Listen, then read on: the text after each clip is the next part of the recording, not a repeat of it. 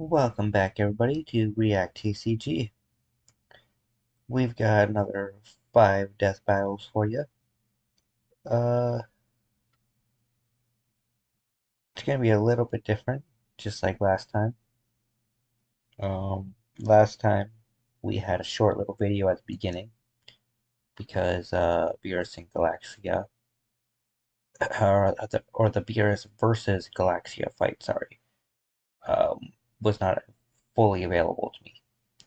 This time we're gonna have 6 technically. It's 5 uh, battles, but it's 6 videos because they split the battle and the breakdown between these two here. So, that being said, let's get right into things. Up first we have the 7 Battle Royale, which typically isn't true because not all the 7 join, and Billy Butcher is there, but, you know, let's get into it. This episode of Death Battle is made possible by the Amazon original series, The Boys, only on Prime Video.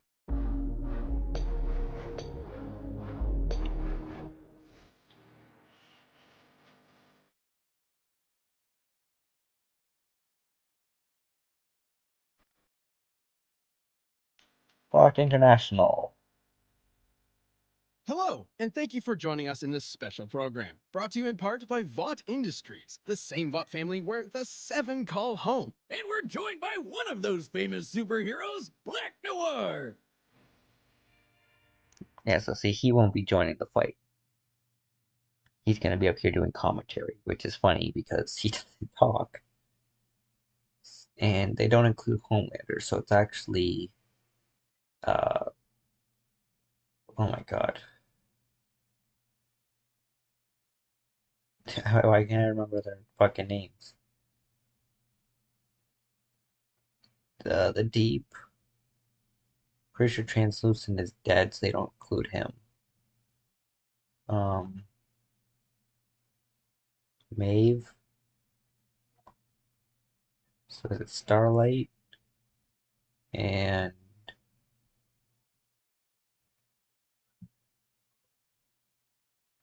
A-Track, right?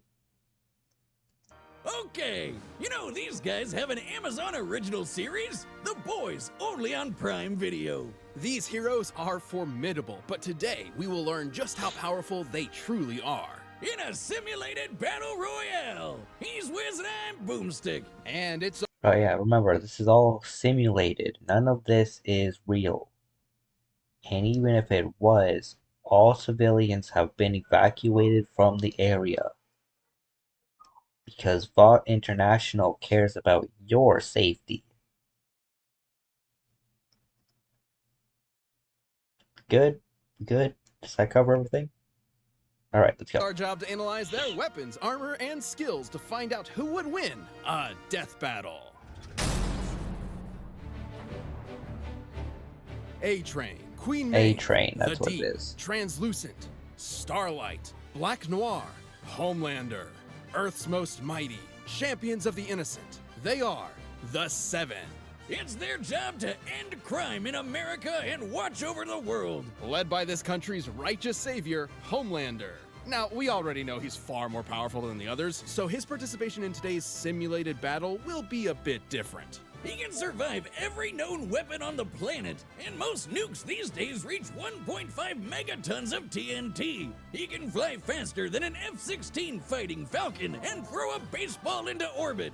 But he doesn't really need to do much when his laser vision can slice up a whole room of villains in seconds. Some might say that's lazy, but I call it efficient. Also, he always makes time for selfies with the fans. That's a real American hero.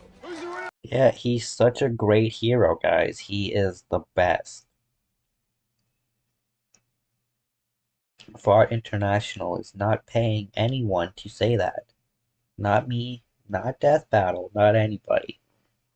They are definitely not threatening anyone by saying they will send Homelander to your house. Alright?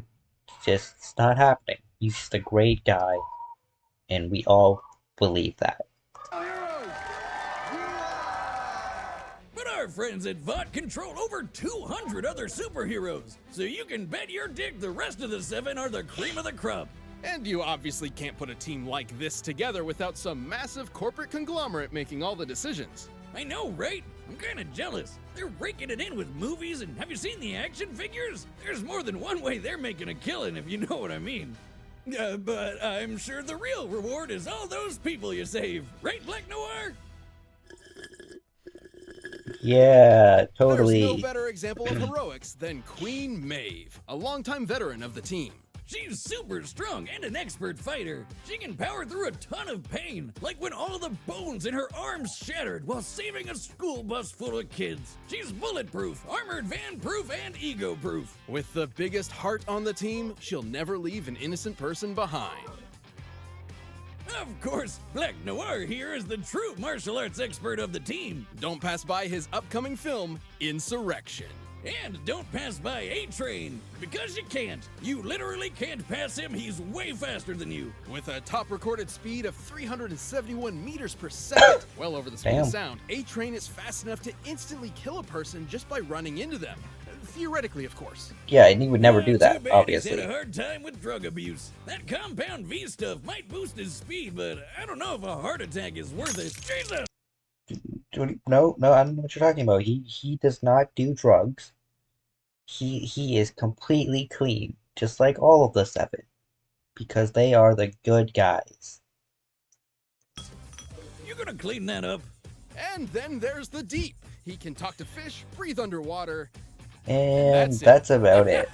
He may have sexually assaulted the new hire when she arrived, but like a true hero, he apologized publicly instead of to her, absolutely meant what he said, naturally changed his ways overnight, and was shipped off to Ohio. And hasn't been seen since. Makes sense. I mean, he's just they decided to send him to a different team for a little bit. You know, he's a hero. He admitted that what he did was wrong. He let the fame go to his head a little bit. Man, he sucks! Yeah, he does. And hasn't been seen since. Man, he sucks! Yeah, he does. Last but not Okay, least, yeah, he it's sucks. Starlight, the youngest member of the team, and maybe the girl you know next door. She's so relatable. Starlight is Yeah. quite literally a new light amongst the hardened, experienced veterans of the 7. By absorbing electricity from nearby sources, she can emit beams of light-emitting plasma. Look too closely, and you might be blinded by her brilliance. She's skilled in Taekwondo, and like most of the soups, except the douche over there, she's super tough, like when she took 2 straight shots to the chest from a Sabrewulf BFG-50 rifle, and got right back up. And you can pick yourself up too with Wish Skincare by Starlight. Wait, Yeah. what did I just read? Unfortunately, this rookie's early days with the 7 weren't the kindest, as she found herself among a bad crowd. The same people who murdered her shining teammate, Translucent. Billy Oh Butcher, no. Mother's Milk, Kimiko, Hugh Campbell, and this guy who's not yet been identified, but we're pretty sure he's French. Imagine men on the run, wanted across the world, their faces memorized by every officer in every precinct. But most importantly, hunted by the 7 themselves. These Oh, criminals shit. aren't men, they're boys. And a girl. And girl. And a girl. They're inclusive. They aren't special, they're nobodies, like you. Yeah. He's a normal, everyday salesman at some dinky electronics store who just took a collateral incident a bit too personally. So what? No, that never happened. He's just making stuff up. He's making up stories and trying to slander the good people at VOT. If a soup splattered your girlfriend all across the pavement? Vot's lawyers let us know he's not legally responsible. Now, just to prove there's no bias on our part, Mother's Milk is a family man, Frenchie is a victim of abuse looking after others, and Kimiko is a refugee hiding from terrorists. And yet, these slums decided to assault our country's finest. I mean, the Yeah. superheroes. All thanks to their leader, the Assholes. diabolical Billy Butcher. He's a violent lunatic, and he's not even a real American. What's with the accent? What's with yours? That must be why he hates Homelander so much. I mean, it's not like Homelander is the bad guy. He's a perfect Boy Scout who grew up playing catch with his father like a normal, totally sane person. He couldn't actually be the villain here, unless everyone is lying. Why would they do that? It's ridiculous. Please don't kill me. The boys have made it their mission to figure out the best way to kill every soup in town. Got a Starlight problem? EMP nearby electronics? Is A-Train coming at you? Stick him with some epinephrine. Got an invisible man stalking you who also has indestructible skin? Jam some C4 up his butt. Yep. Translucent's powers were fascinating. While unclothed, his outer skin could turn invisible and unbreakable. Until the S-bomb. But now that they have an open seat, I hear Vought's got eyes on a new addition to the Seven. Makes sense. They can't exactly go around calling themselves the Six, right? That's actually a musical. I don't think they can trademark that. And now that Yeah, I the don't think so. Seven are joining our heroes in camo, I'm sure they'll take care of Butcher and the boys sooner than later. To see how they handle such a rogue firsthand, we will be including Billy Butcher in today's Battle Royale. For however long he survives. So let's get to the fight simulation already. Yeah, simulation. This is not happening All for right, real. the combatants are set, and we've run the data through all possibilities and corporate guidelines. It's time for a death battle!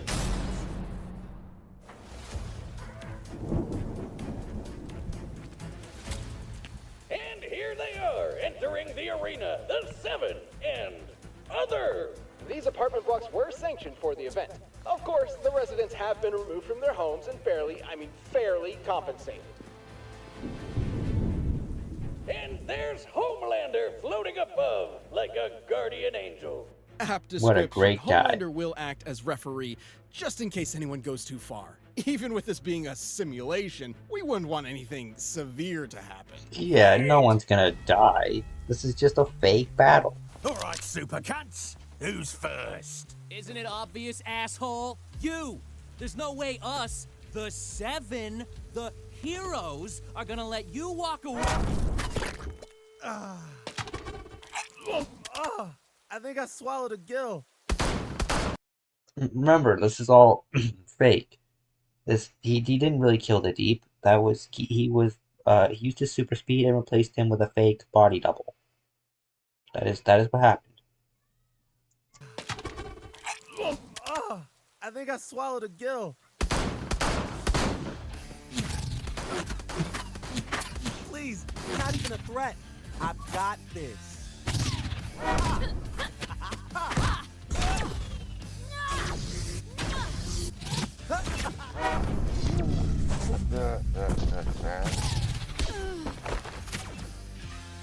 Oh, screw this rubbish.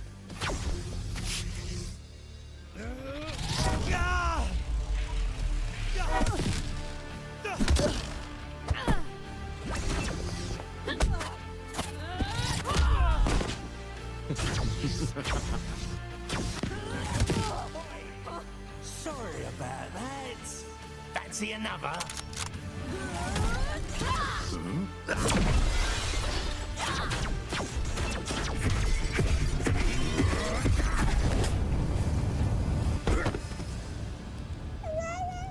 But you brought a baby? What the fuck? What kind of villain brings a baby into a fight? Oh my god! Uh-oh, I thought this place was evacuated. Oh no, we should probably call this off. Oh, well, Or not. you know what they say, the show must go on.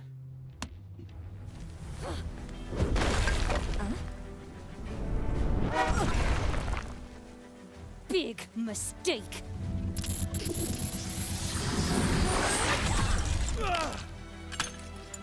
Ah, shit! Shit! Can't see! You're dead! Stop it! Oh, Disgusting. I'll show you disgusting. oh shit.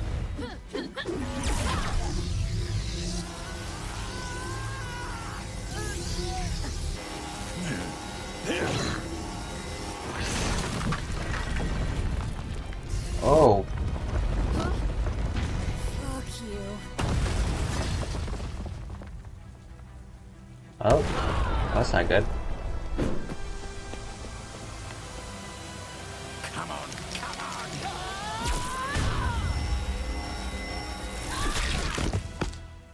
Fucking diabolical. Oh shit, he What an won. upset! In a surprising turn of events, the winner is... Homelander. Right, yeah, Keep obviously. calm, everyone. Everything's fine. After all, I am the only hero America needs. What? Can he do that? Black Noir! Wait, where'd Noir go? What's going on? And where's that cheering coming from? Well, thinking about it, even in a simulation, Queen Maeve or Butcher winning does make sense. You can learn more about it in our analysis video. But I guess it doesn't really matter when you have a pompous, narcissistic asshole like Homelander. The winner is Homelander. He's great, just great. I have more limbs than you now. Don't worry, buddy. I'll lend you a hand. Dick. If you want to shine like the sun. Hey! Nice flex. How about a second round? I love a good sequel. Wondering They how and never why did a each character sequel. won or lost? We have another video that dives into the scientific analysis. And check out the Amazon original series, The Boys, only on Prime Video. They do a DBX maybe of that? Because they never did a death battle. Let's see. Lander versus was she Stormfront or something?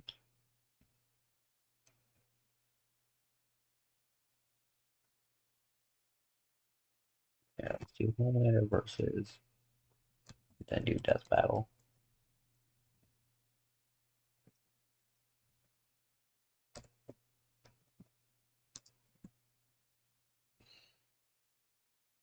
We did Homelander versus Omni-Man.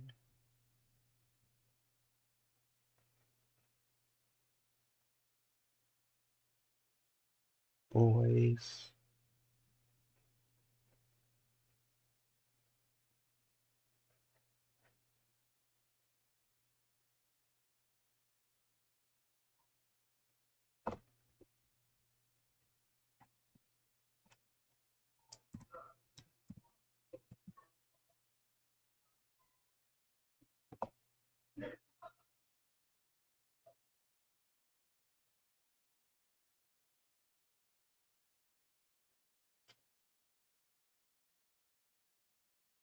Yeah, it doesn't look like they, so they were like, I love a good sequel, and then they never did a sequel.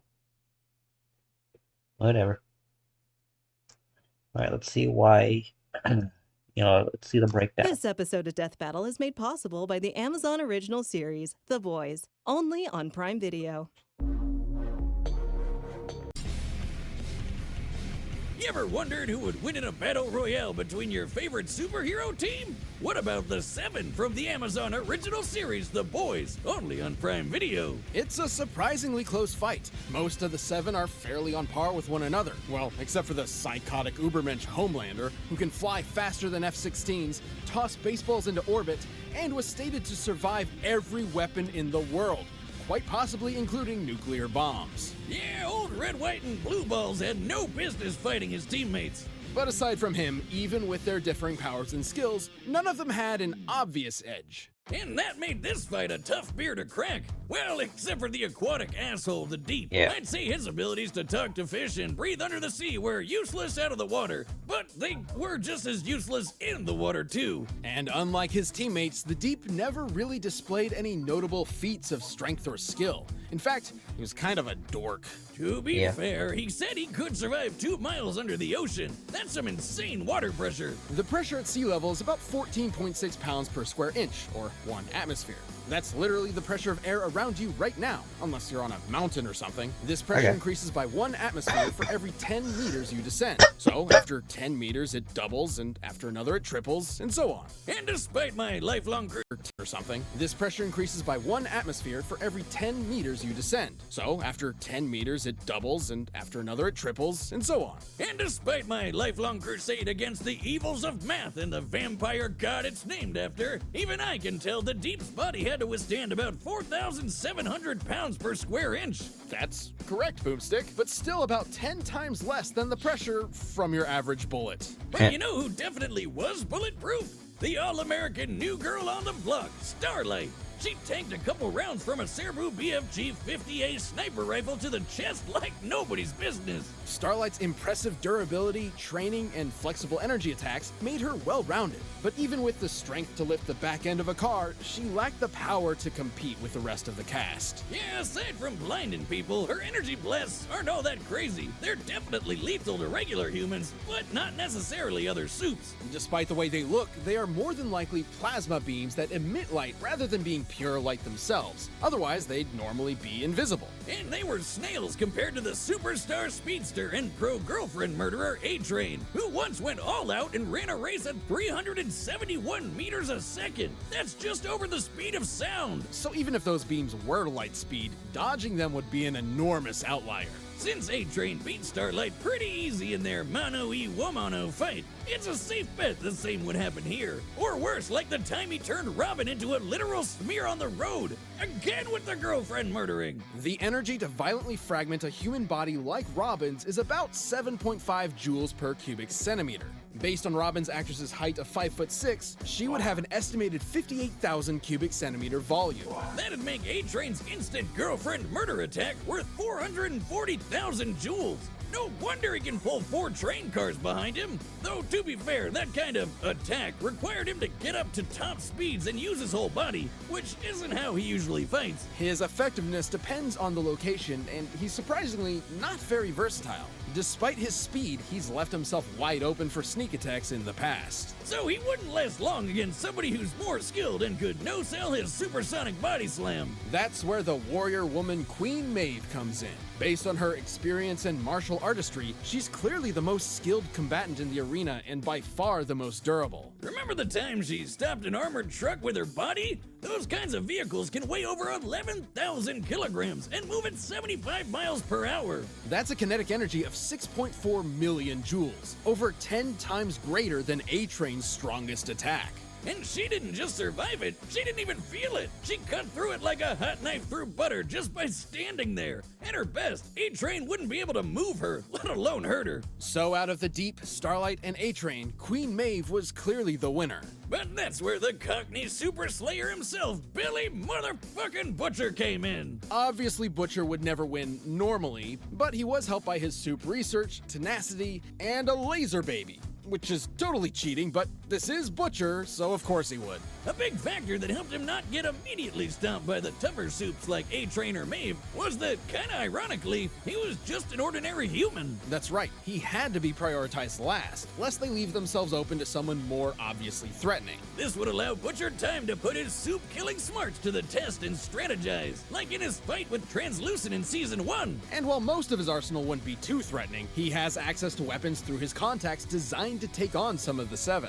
But let's be real, the big one here was the laser baby. That was an insta-win against everybody, even Maeve. The baby's I-beams are plasma, which is absurdly hot ionized gas. Plasma has an energy density of 10 billion joules per cubic meter. By measuring the volume of the baby's beams, they'd have to be emitting over 14 billion joules per attack. That's over 2,000 times more powerful than that truck Maeve stopped. That queen got slayed. Really, the only concern Butcher had was A-Train blitzing him and stealing the baby before he could even use it. But since A-Train didn't know jack about it, there's no way he'd have gone for it before getting diced. Especially since Butcher played it smart and kept his trump card hidden as long as possible. Of the 7, minus Homelander, Maeve proved herself to be the strongest, toughest, and the most skilled, making her victory in a battle royale all but assured. Until Butcher showed up with a laser baby. Then he butchered the competition. I feel like that one was too easy. Star lighten up, Wiz. Maybe it was, but I've A-trained in the art of the pun. I figured a joke any more deep might not have homelanded. The winner hate is you. Billy Butcher. Was, until Homelander brutally murdered him. And with that, our contract with Bot is over. Kiss my ass, you corporate yuppie freaks. I can't believe they were gonna out us for or the or all those poor. Yeah, that last one was definitely a war crime. Wait, are we still recording? Oh, turn it off, turn it off. Thank you What for the watching. This fuck battle did they was do? ridiculously fun to put together, and that's in large part thanks to Alrighty.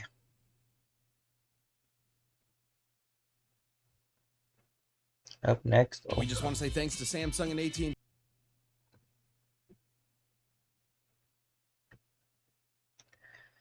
up next we have another live-action death battle with the Winter Soldier fighting against Red Hood. I like DC better than Marvel, so you know what? I'm gonna go Red Hood. I think you know, he's pretty good. He's trained by Batman.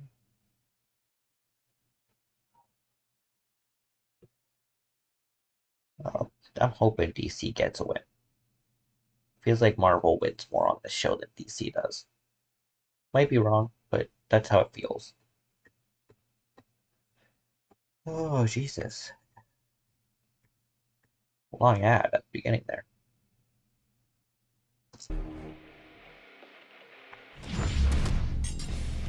Sidekicks. Every good superhero or world-conquering scientist needs one, right, Boomstick?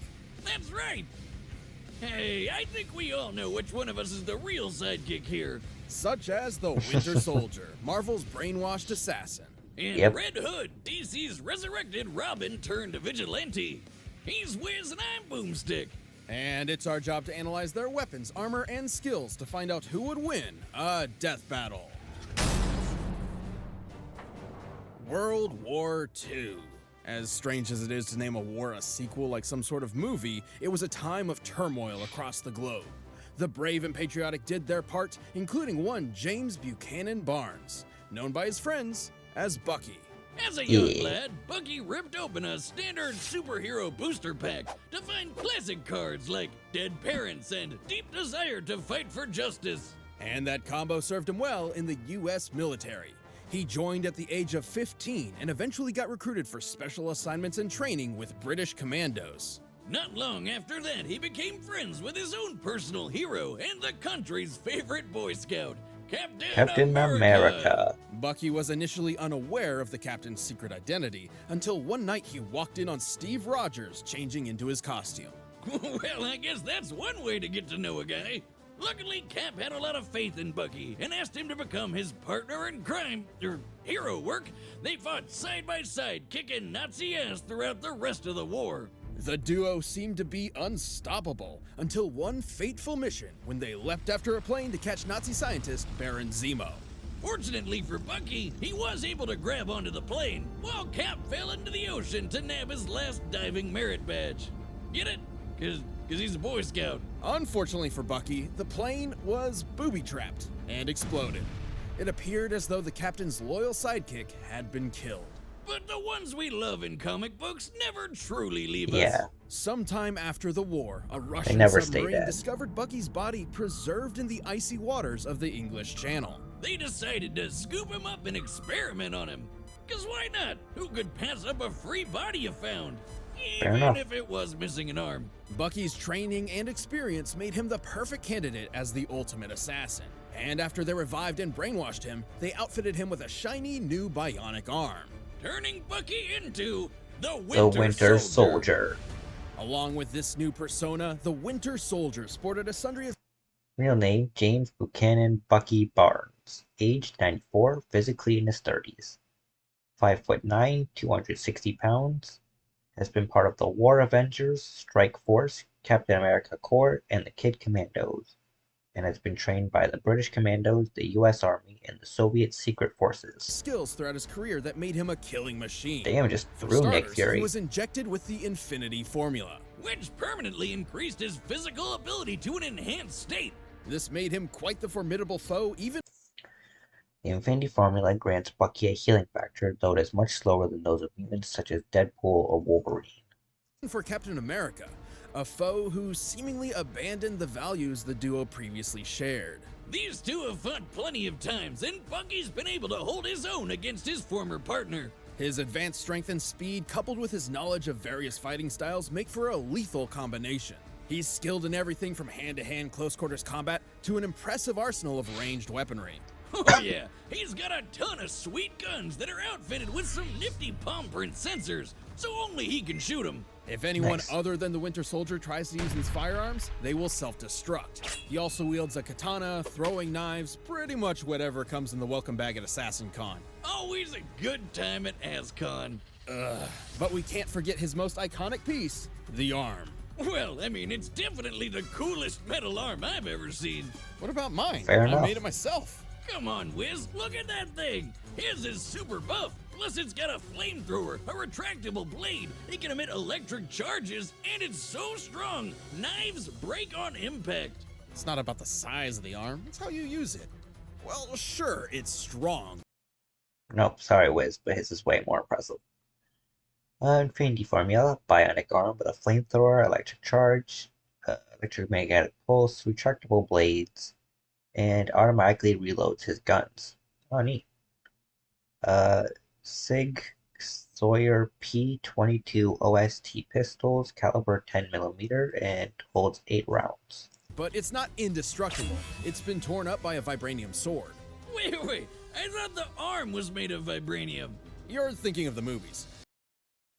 M249 paratrooper saw machine gun, 5.56 by 45mm NATO caliber, and 200 rounds per magazine, sleep gas grenades, combat knife, and a katana. In the comics, Bucky did not receive a vibranium arm birthday present from T'Challa. Canonically, his arm is made up of strong but unspecified metals, likely a form of titanium alloy similar to the Iron Man suit. Even without vibranium, it's tough to keep up with Bucky. He took a direct shot from Iron Man. Overpowered Berserker Wolverine matched Steve Rogers in combat, cracked Shockwave's helmet, tanked a Molotov cocktail, sliced Hawkeye's arrow mid-flight, as a teen was the US Army's best sniper, and has defeated Red Skull, Nomad, Hawkeye, and Punisher. Man's repulsor blast, which was strong enough to tear through a helicopter moments later. And consider the heroes he's battled: Wolverine, Daredevil, Iron Man, and obviously Captain America. It's a shame Bucky and Cap were at odds for so long. They should have just knocked him on the head real good. That's the scientific way to get people to remember who they are, right? Or you can use a cosmic cube to rewrite their memories. That's what Captain America did to save Bucky. Who was so pissed off, he just straight up crushed the cube with his bare bionic hand. While this brought him back, Bucky wasn't the same man who went into those icy waters. His remorse for his crimes was tough to overcome, and he would always wonder if he's done enough good to finally redeem himself. But thankfully, it was hard to shake everything he learned from his hero, Steve. Bucky returned to fighting for justice, and even took up the shield himself for a while. Proving that, despite his sordid past, Bucky's persistence and resilience makes him a hero in his own right.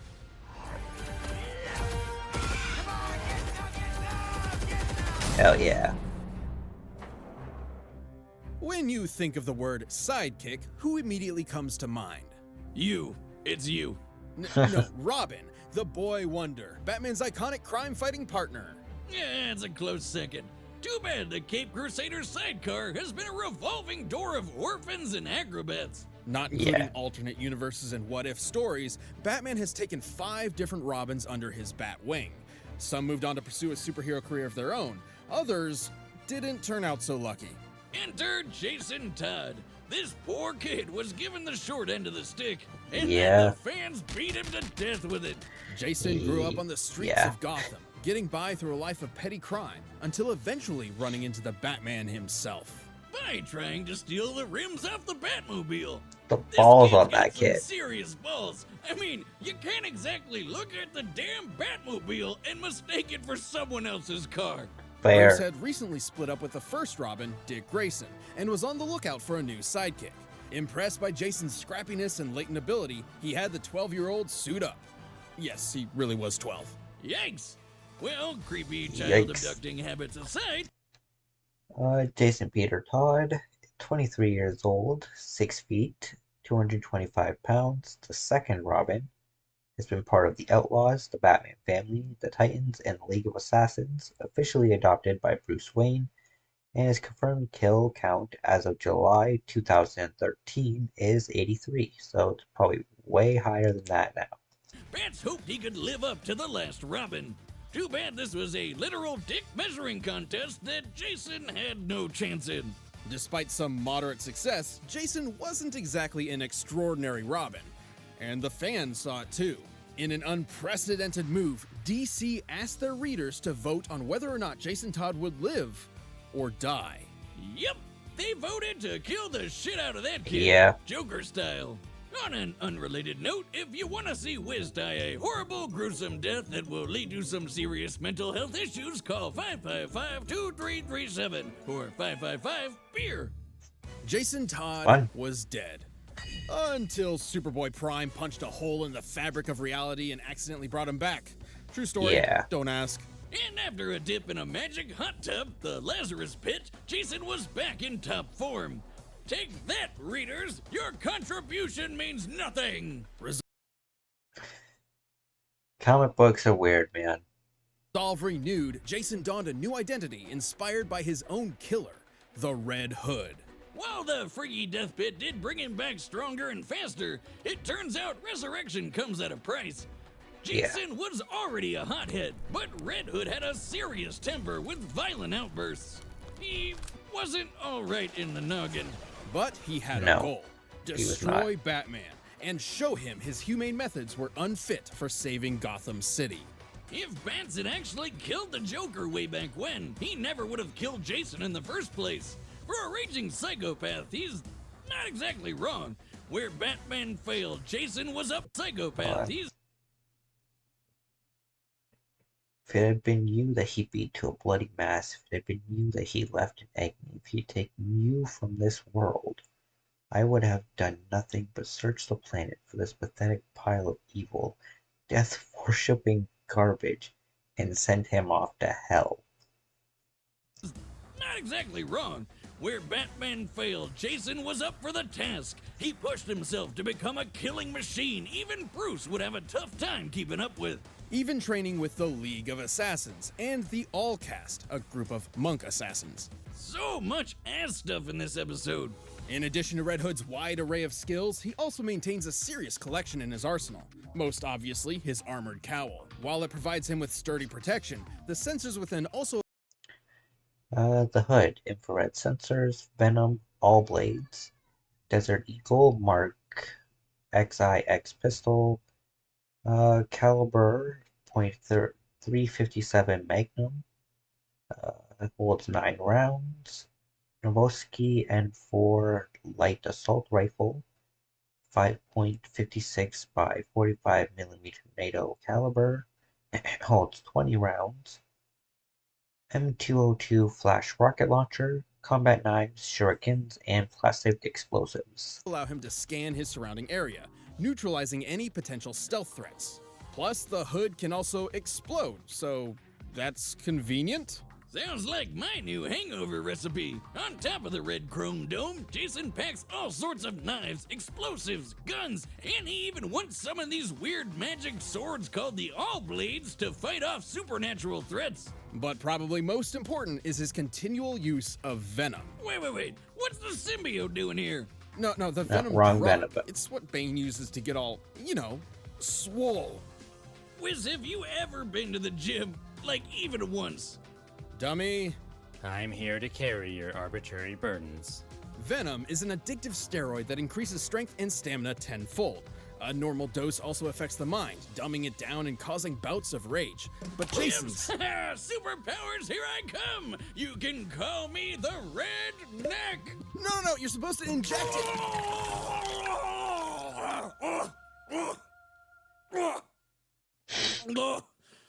Oh, dummy, clean that up. Using Venom Gross. has made Red Hood strong enough to fight off monsters twice his size. Venom comes in several different rarities. While the version that Jason has access to boosts his physical strength, it does not drastically alter his muscle size, such as the iteration that is commonly used by Bane. Tear through alien tendrils, and even once break the grip of Supergirl. He can hold up a small part of a collapsing building, dodge bullets, and even once survived an all-cast ritual called the Cleansing, which no human has been able to do in over 1,000 years. And while it was difficult to determine if this feat was due to Jason's worthiness or stubbornness, it's safe to say that either way, he's a tough guy. Tough enough to punch through a submarine hull.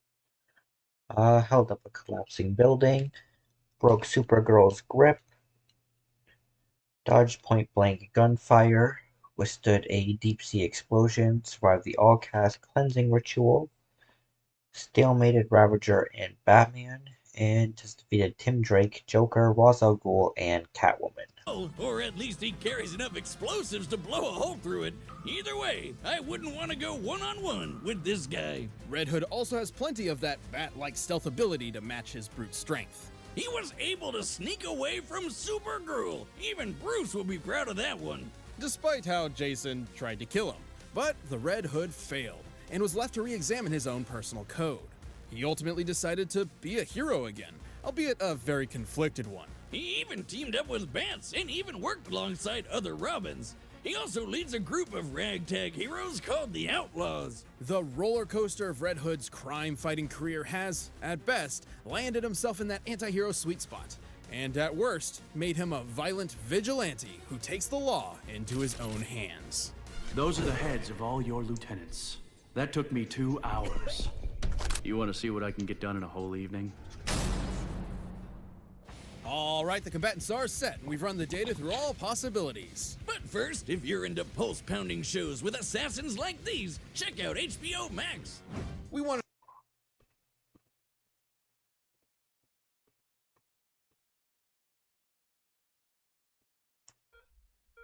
Yo, Barbie. Jason, it's me. What do you want, Bruce? 8 assassins from the League of Shadows were gunned down 2 miles from your current location. Sounds like a party.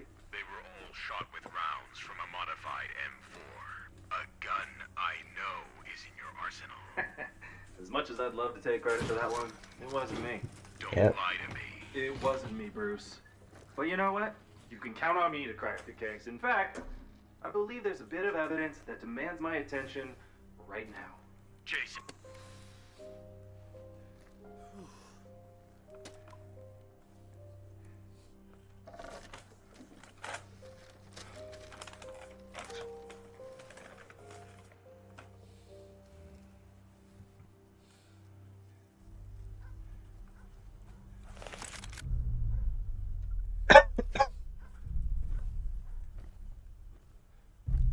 I just wanted to enjoy a burger.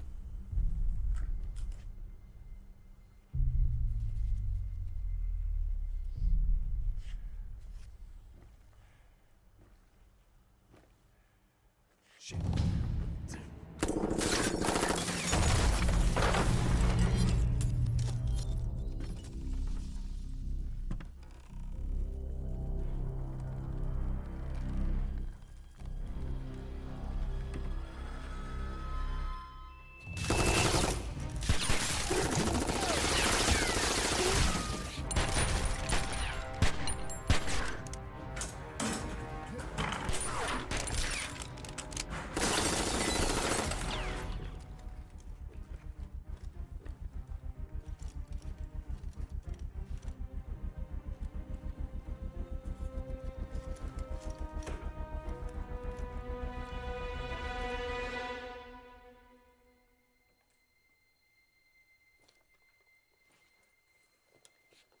Where'd he go?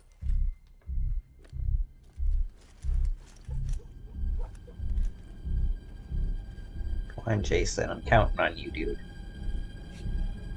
Get a win for DC.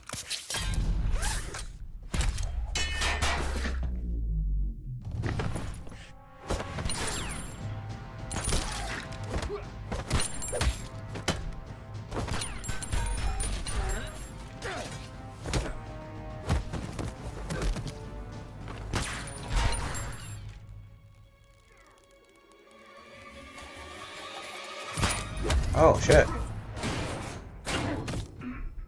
Okay.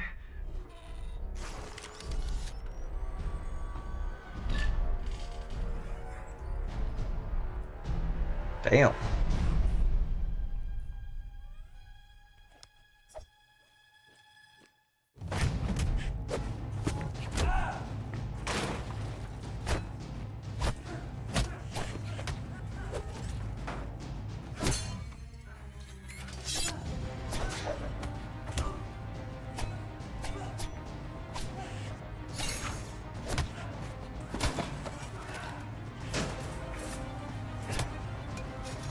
Shit.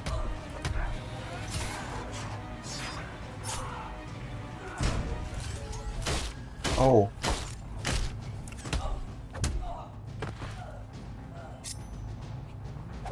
Ding ding.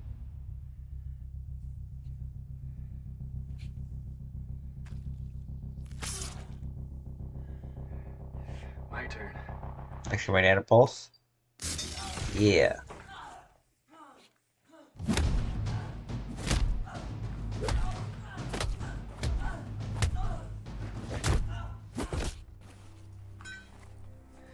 Fuck you, Bucky. Oh, not a crowbar, come on. Do not do him dirty like this.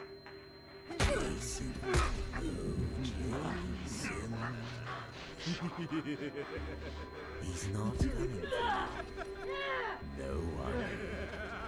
Shut up! Shut up!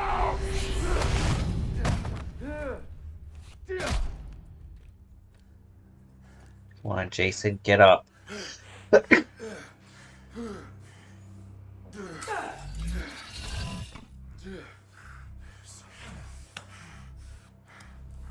There we go. Sorry, Bruce.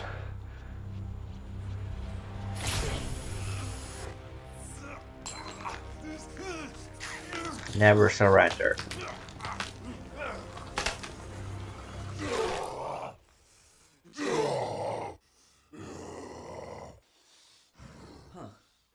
Yeah. Now you're dead.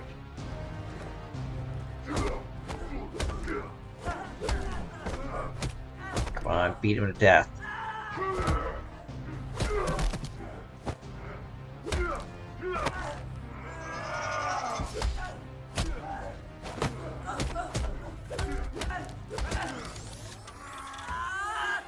Oh nice, he's overpowering his arm.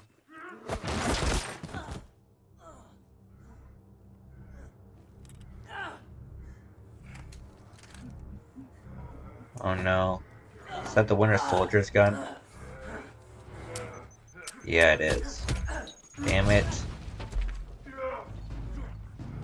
He's gonna lose, isn't he? Yeah, fuck. This is Agent Barnes. Target eliminated. Moving on.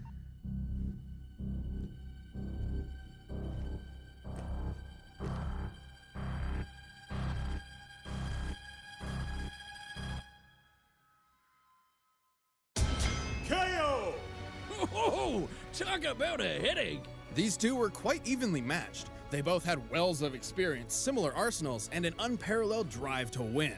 They even had almost identical speed and reactionary feats, and Jason definitely had better stealth skills. However, Bucky Barnes earned the edge in almost every other way.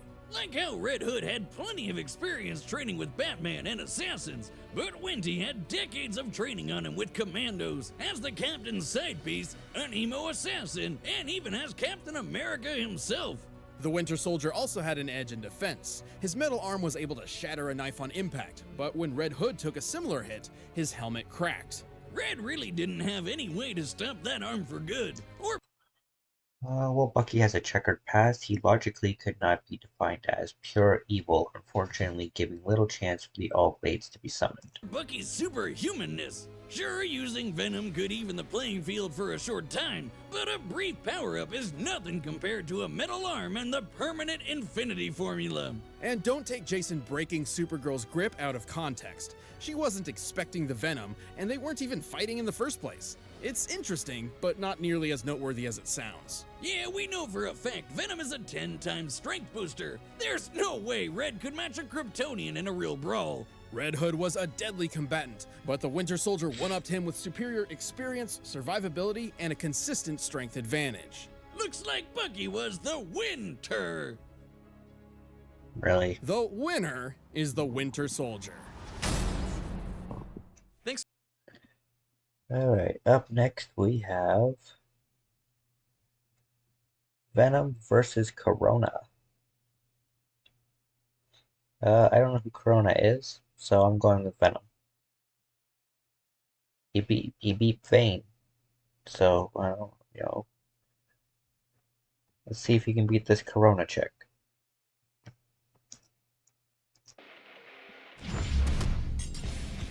It's always nice to have a best friend attached to your hip, like me and my shotgun leg. But these two take their friends even further than that. Venom, the lethal symbiote and Spider-Man's best frenemy. And Crona, the deadly demon sword from Soul Eater. He's Wiz and I'm Boomstick. And it's our job to analyze their weapons, armor, and skills to find out who would win a death battle. At the beginning of time, in the faraway reaches of space, the Clintar rose from a living darkness. One of these amorphous symbiotes was Venom. Who was a freaking loser? Hey, don't look at me, all the goop aliens were saying it. So they kicked the poor slime ball straight off the planet. In its exile, the symbiote underwent a number of misadventures which firmly shaped its personality. It bonded to a heroic Kree soldier rescuing refugees, a violent monster who committed genocide, and apparently Deadpool. Damn, no wonder Venom's so messed up in the head. Eventually, the symbiote was discovered by Peter Parker. Full name, Venom. Species, Clintar. Other notable hosts are Peter Parker, Flash Thompson, Telcar, Wade Wilson, and Mac Gargan. That is, Scorpion, right? Diet, chocolate, and brains. Creates a mental link with its host, copies previous host powers, has 8 symbiote children, and is weak to sound and extreme heat. Your friendly neighborhood Spider-Man. It gave him a pretty slick black suit and awesome new powers. But after finding out it was a confused, raging, psychopathic alien, Pete decided to exercise it with the power of Christian Rock. A wise decision, although ill-timed, as this event would cause the symbiote to finally meet its greatest partner, Edward Brock. Eddie was a journalist with the unluckiest backstory ever. While trying to uncover the identity of a serial killer, he blamed the wrong guy. The same day he published his article, Spidey caught the real killer, who lived right next door to the dude Eddie blamed. Long story short, Eddie was fired from his job, divorced by his wife, and disowned by his father, who already blamed Eddie for his wife dying in childbirth. On top of all of that, Eddie learned he developed adrenal cancer, with only a few months left to live. Man, and I thought 2020 was rough. I almost don't blame him for becoming a supervillain. With all hope lost, he begged God to take it all away, and got an answer. The symbiote. Just like Captain? Full name, Edward Charles Allen Brock. Height, 6'3", weight, 230 pounds. Alias, Venom, Anti-Venom, Toxin, and Lethal Protector. Diagnosed with terminal adrenal cancer. Likes Frank Sinatra and dogs. Graduated from Empire State University with a BA in journalism. Planet, with their powers combined, these two losers became a super loser. Well, no, they actually became a horrifying monster with all of Spider-Man's powers and then some. Their mutual hatred of Spider-Man caused the symbiote to bond to Eddie like no host ever before. They were perfect, a terror in the night, an unstoppable demon. They were Venom. It even cured Eddie's cancer. Sort of. It's complicated. Apart from Spider-Man's webbing and web-crawling powers, Venom can use superhuman physique, 360-degree vision, camouflage and invisibility, energy absorption, possession, psychic whale, regeneration, shapeshifting, venomous fangs, wall crawling, and webbing projectiles. use shape-shifting to mold his body into cool doodads. Swords, shields, tendrils, worm monster things, even wings. Yeah, imagine seeing this guy flying outside your window at night. That. Well, good luck sleeping ever again. Venom can camouflage his entire body, heal severe wounds like impalement and lost limbs, see all around him at once, and psychically project emotions onto others. Normally, this just makes people feel sorry for themselves, like Wiz on Tinder. But one time he convinced a bunch of other symbiotes that life was meaningless and they killed themselves. Oh. That's dark. If desperate, the symbiote can even invade the bodies of others and make them burst from inside out. Gross and awesome. But if he doesn't want to pop them like a fun balloon, he can just take over their body like a creepy puppet master. While attached to a victim, Venom can control them by fusing the symbiote to their nervous system, specifically the brainstem and frontal lobes. Fighting off this mind control is extremely difficult unless you have powers that can directly counter it, such as another symbiote. Oh god! Aliens, tentacles, and mind control? Are we sure this episode is rated E for everyone, or do we need to start blurring stuff? Don't worry. Aside from being a horrible mass murderer, Venom's stories are completely wholesome. Right. Venom proved a dangerous thorn in Spider-Man's side and frequently ruined his life. Even taking a page out of my favorite book, The Most Dangerous Game, and hunting him on a private island. Yeah, he was Fun. the coolest rival ever, but over the years... Caught into a 200-ton Ferris wheel. The symbiote stopped a train without a host, caught up to and rode a fired bullet, escaped the realm of madness, survived Dirt Nap's acid M-signs, took a sonic wave that shattered windows within 10 miles, battled the Clintar, poison, and dark symbiote invasions. Defeated Spider-Man, Carnage, Juggernaut, and Grendel. Things kind of calmed down a bit. They even teamed up every so often. See, even with so much anger, Eddie had a legitimate desire to protect others. As a teenager stealing his dad's car, he accidentally ran over and killed a child. Despite his desire to confess, his father forced him to plead innocent and rigged the jury. The guilt has weighed him down ever since. So while Venom does have a hunger for human brains, he'd rather eat the face off a criminal than an innocent person. Venom's as tough as they come. He's survived Ghost Rider's penance stare. He's strong enough to toss a tank hundreds of feet up, and fast enough to take down Spidey 2099, who once caught Mjolnir while it was moving 2,000 times the speed of sound. Although Venom does not possess the spider sense that allows Parker to react in microseconds, he while Venom's 360-degree vision can make up for the lack of spider sense, it does not feature a similar alarm system.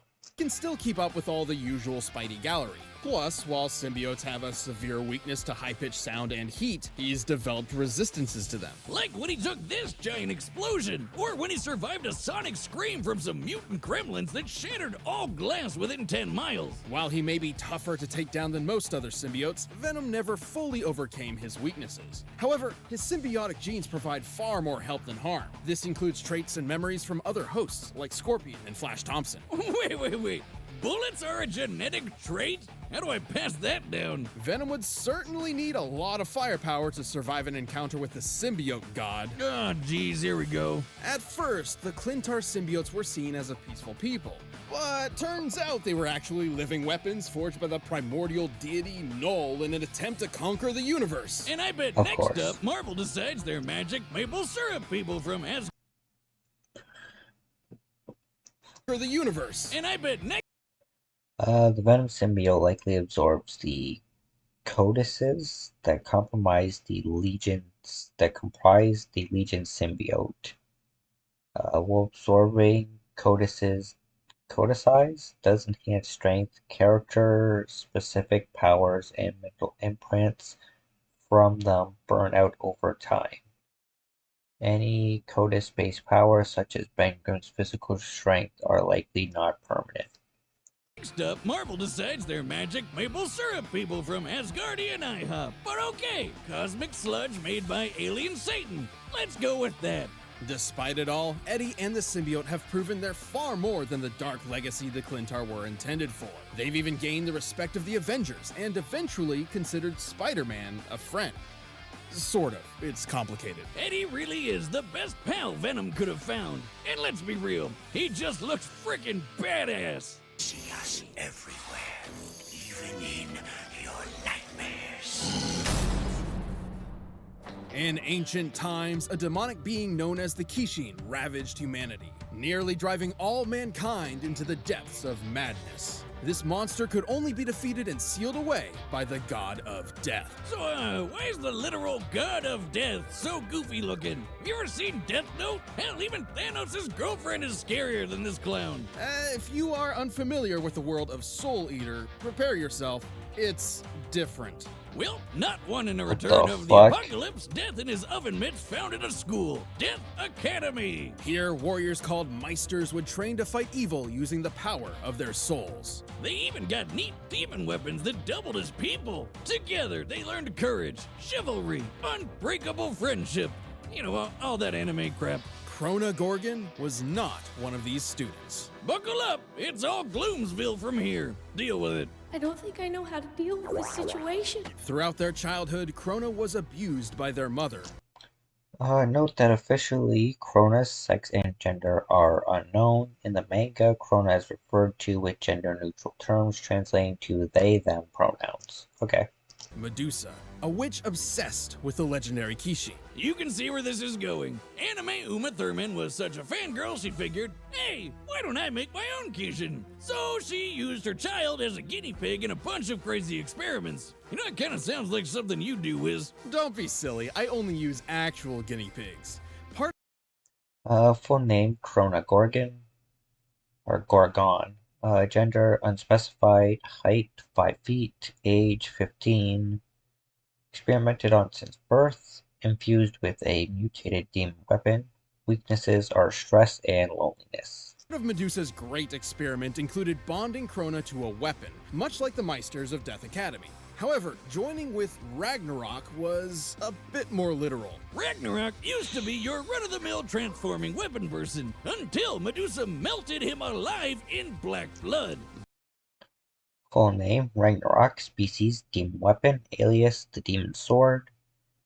Powers, black blood, black dragon, black sword, flight, scream resonance, shapeshifting, size alternation, and wavelength control. Black blood being another experiment of hers. Crona's own blood is, in fact, this same black blood, which they can remotely control. It can be used to heal wounds and even harden as a sort of internal armor. Cooking rags in black blood turned him into a brand new weapon that was literally poured into Crona's bloodstream. From that point on, Crona and Ragnarok were two halves of the same person. The meek and tortured child firmly attached to their loud and brazen weapon. And Raggy has that black blood control too. They can yank poor Crona around like a puppet. They can use black blood to create wings, thorny vines, all kinds of weapons, and big-ass needles. Ugh, I hate needles. What's up with that mouth when he transforms into a sword? That thing's messed up. Like the Meisters, Crona can wield their own soul in combat. Amplified by Ragnarok has a technique called scream resonance. Think of it like hooking an electric guitar up to an amp, though more akin to a screeching banshee on LSD. I didn't know you play. I don't. It's incredibly powerful, causing internal damage to foes and making Ragnarok vibrate to increase his cutting power. Hey, are you okay? What? With this weapon at their side. That was awesome. Alright. Enhanced physique, black blood, hardening armor, madness infliction, regeneration, weapon shapeshifting, abyss of despair and uncleanliness, black sword, darkness, brew, thorn techniques, you can't use 3-sword style, that's Zoro's thing. Wavelength control, Screech Alpha, Screech Beta, Screech Gamma, and Screech Delta. Crona set out on a quest to become a Kishin, which required quite a lot of homicide. Yeah, Ragnarok can absorb the souls of dead people, and supposedly enough souls will turn Crona into the Kishin. So they went around slaughtering hundreds of people. Despite their name, Death Academy wasn't exactly a fan, particularly their star student, Maka Alburn. Don't worry, she and Crona ended up becoming good friends. Until they weren't. Sort of. It's complicated. As a pawn in Medusa's mission, Crona gained several levels of new potential. Notably, after gaining or absorbing the powers of the monstrous Black Clown, the demon tool Brew, and even Ashura, the original Kishin. All of which increased Crona's abilities, especially the Black Blood. Now Crona could turn their entire body into goop, and the slightest touch could inflict madness. That's madness with a capital M, by the way. This madness is a corruptive effect that causes targeted variants of delusion or obsession, often spread as a wavelength. The wavelength of Crona's mad blood specifically causes violent psychosis. Crona may be a pawn, but they're a badass. They can cut through a whole ghost ship, cover the moon with sound waves, open the moon's mouth? What the hell is wrong with that moon? Crona and Ragnarok have held their own against multiple Death Academy students, including Maka, Death the Kid, and Black Star. Sometimes all at once. Kid once flew from Nevada to Egypt in less than a minute, and Black Star is even faster. He's dodged lasers and been tracked moving over 20 kilometers in 6 microseconds while approaching Baba Yaga Castle. While the exact unit of measurement is not shown for this feat, Soul Eater uses metric units, and most conventional radar systems have ranges of several dozen kilometers. Given the visual distance Black Star traveled, the kilometer unit is the most logical to apply.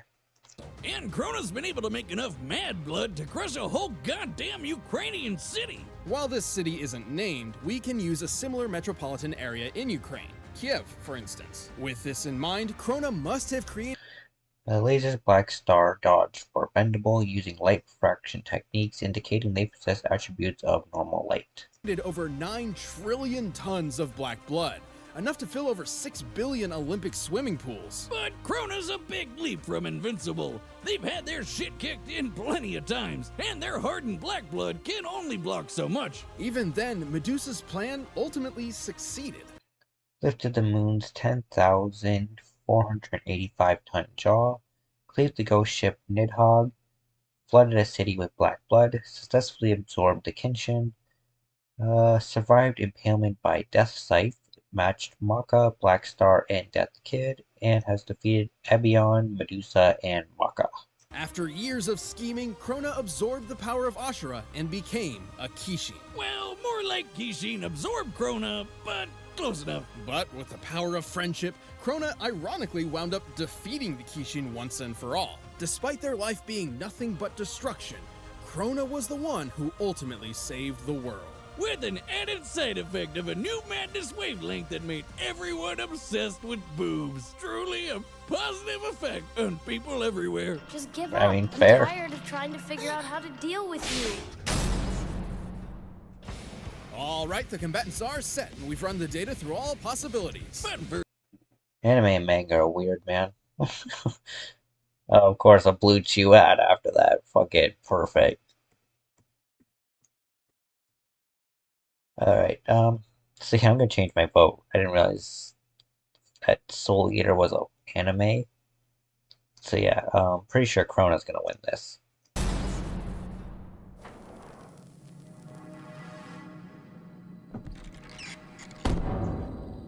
Hello? I want to be alone. Hey, pay attention, you turd. Aha! Lucky day! 2 brains for the price of 1! I don't think I can handle this right now. Oh damn.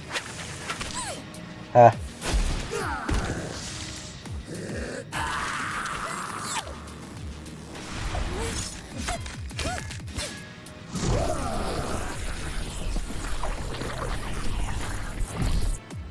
Your mind is ours. Dinner time.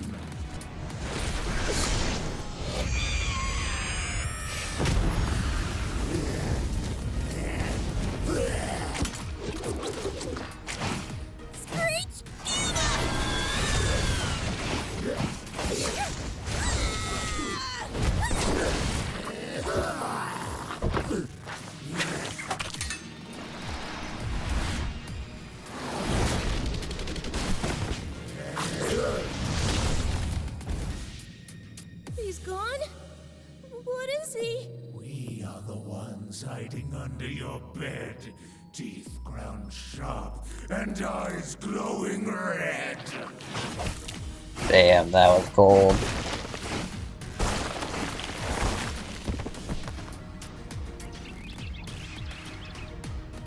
Come on, Venom. Pull out the win. Yeah. I know. It's black.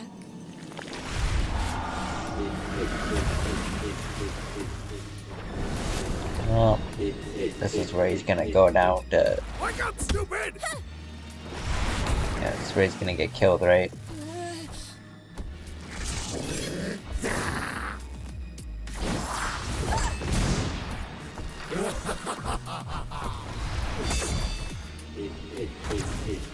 Fucking rip off 3 sword style, man. Some bullshit.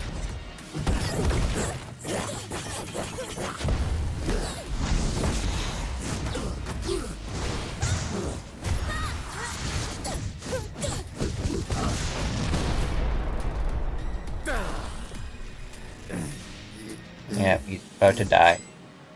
We are the darkness. We are your nightmare. We are Venom.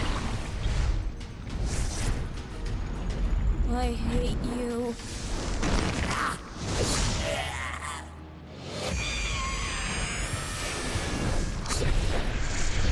Yeah, that's what I figured.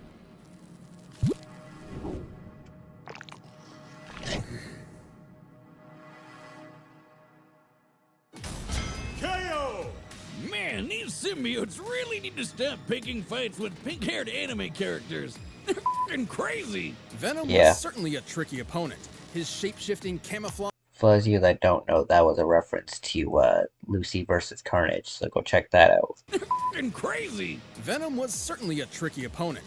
His shape-shifting camouflage and multitude of weapons kept Crona on guard. Unfortunately, Venom lacked the power needed to keep up a prolonged fight. Yeah, Crona matching Black Star's speed makes for a pretty clear difference. Crona could reach Mach 9000, while Venom only topped out around Mach 2000. And while Venom has shown incredible physical strength that puts Spider-Man to shame, he could never compete with 9 trillion tons of Mad Blood. Which, by the way, that precise control of the black blood totally meant Crona could push out any of Venom's attempt at being a puppeteer. And Crona's shown even greater feats of strength as well.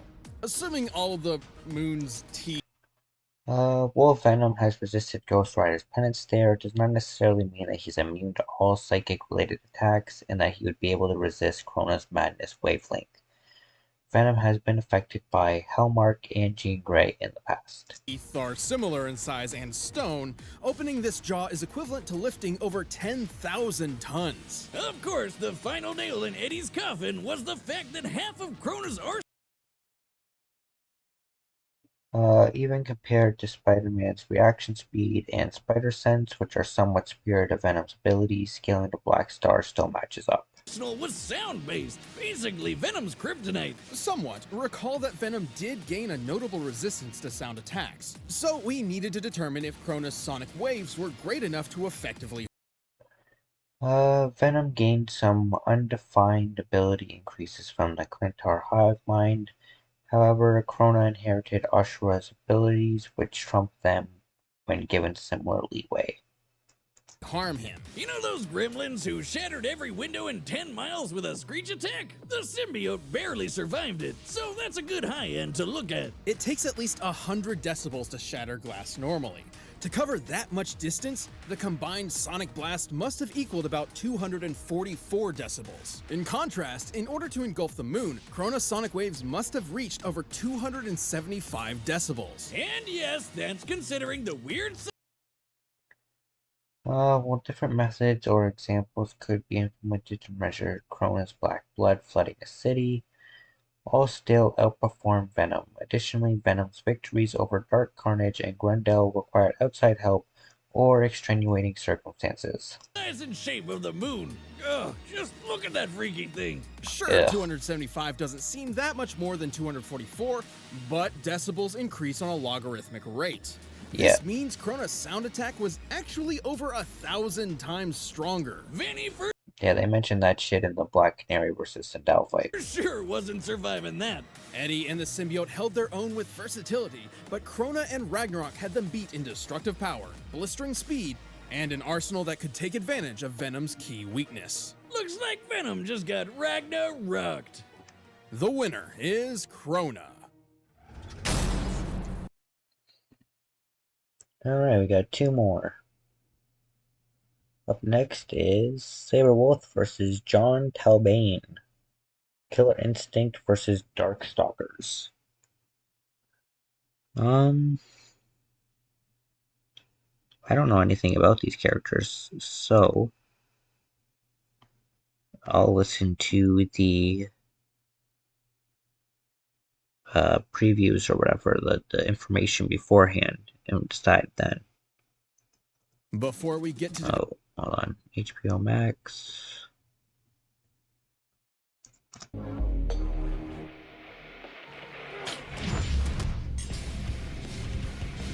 Sir Thomas Browne once said, "Every man is his own greatest enemy, and as it were, his own executioner." For many, every day is a struggle to restrain the beast within. Or else you might turn into a big ol' honkin' werewolf. Such as Sabrewulf, the savage wolfman of Killer Instinct. And Jon Talbain, the kung fu canine Darkstalker. He's Wiz and I'm Boomstick. And it's our job to analyze their weapons, armor, and skills to find out who would win a death battle. Deep in the heart of Germany's Black Forest lies the ruins of Sabrewulf Castle, home to a monster of unspeakable ferocity. I mean, duh, it's called Sabrewulf Castle. What else do you expect? But that monster used to be a man, Baron Conrad von Sabrewulf, once an aristocrat.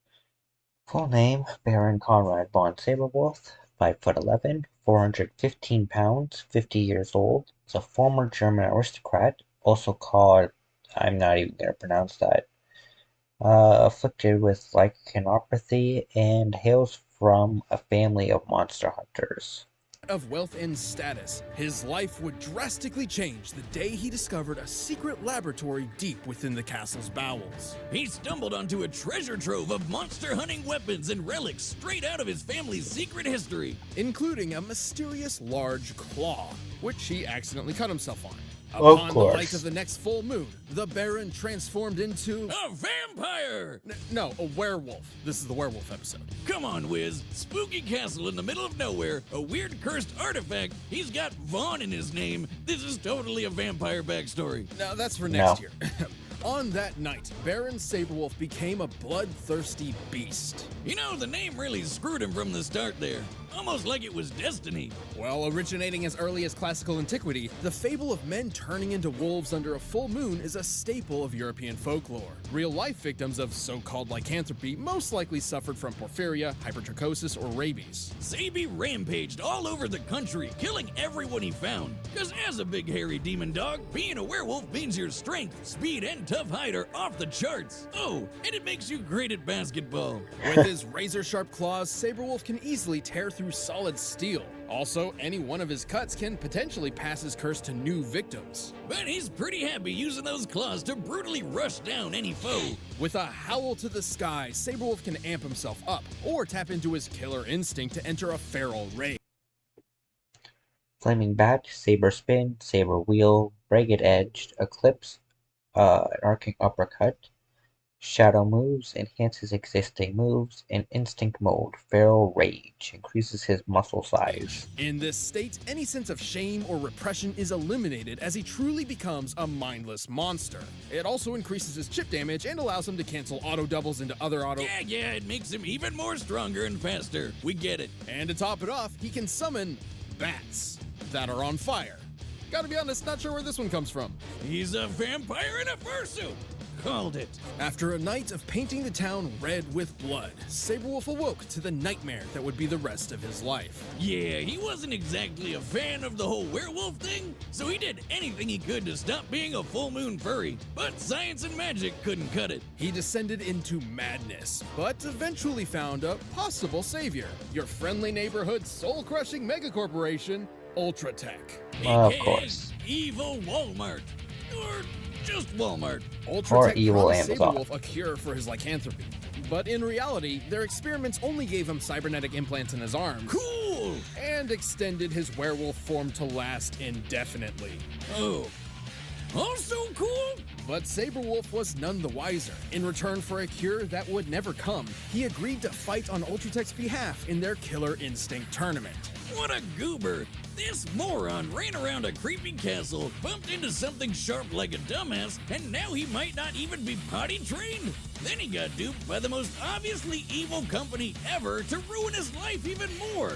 This guy's either the unluckiest schmuck on the planet, or just high off his ass on opium. Actually, he was dangerously addicted to opiates for a time, which only drove him further into madness. Wow, this Of guy's course. life sucks. Yeah. Regardless, Sabrewulf was a tore through a solid steel door, injured and infected Jago in the first timeline, endured when Glacius cut off both his arms, survived a brutal battle with Mira, can match nanosecond reaction speeds, held a 17-0 win streak in a Killer Instinct tournament. That's pretty impressive.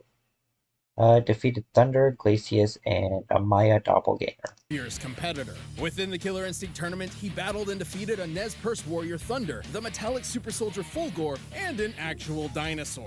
He's certainly among a high tier of the competition. Like Tusk, who can summon friggin' meteors out of the sky. Based on how large this projectile is, its impact should be equivalent to over a kiloton of TNT. Sure, Sabi can't magically call down space rocks, but he can survive a hit like that and dish it back. In the tournament, he won 17 fights in a row. Until he met the warrior monk, Jago. Protagonists, right? And he got his hairy cheeks clapped by an alien McFlurry named Glacius. But even after the tournament, Sabrewulf proved strong enough to tear out his own cybernetic.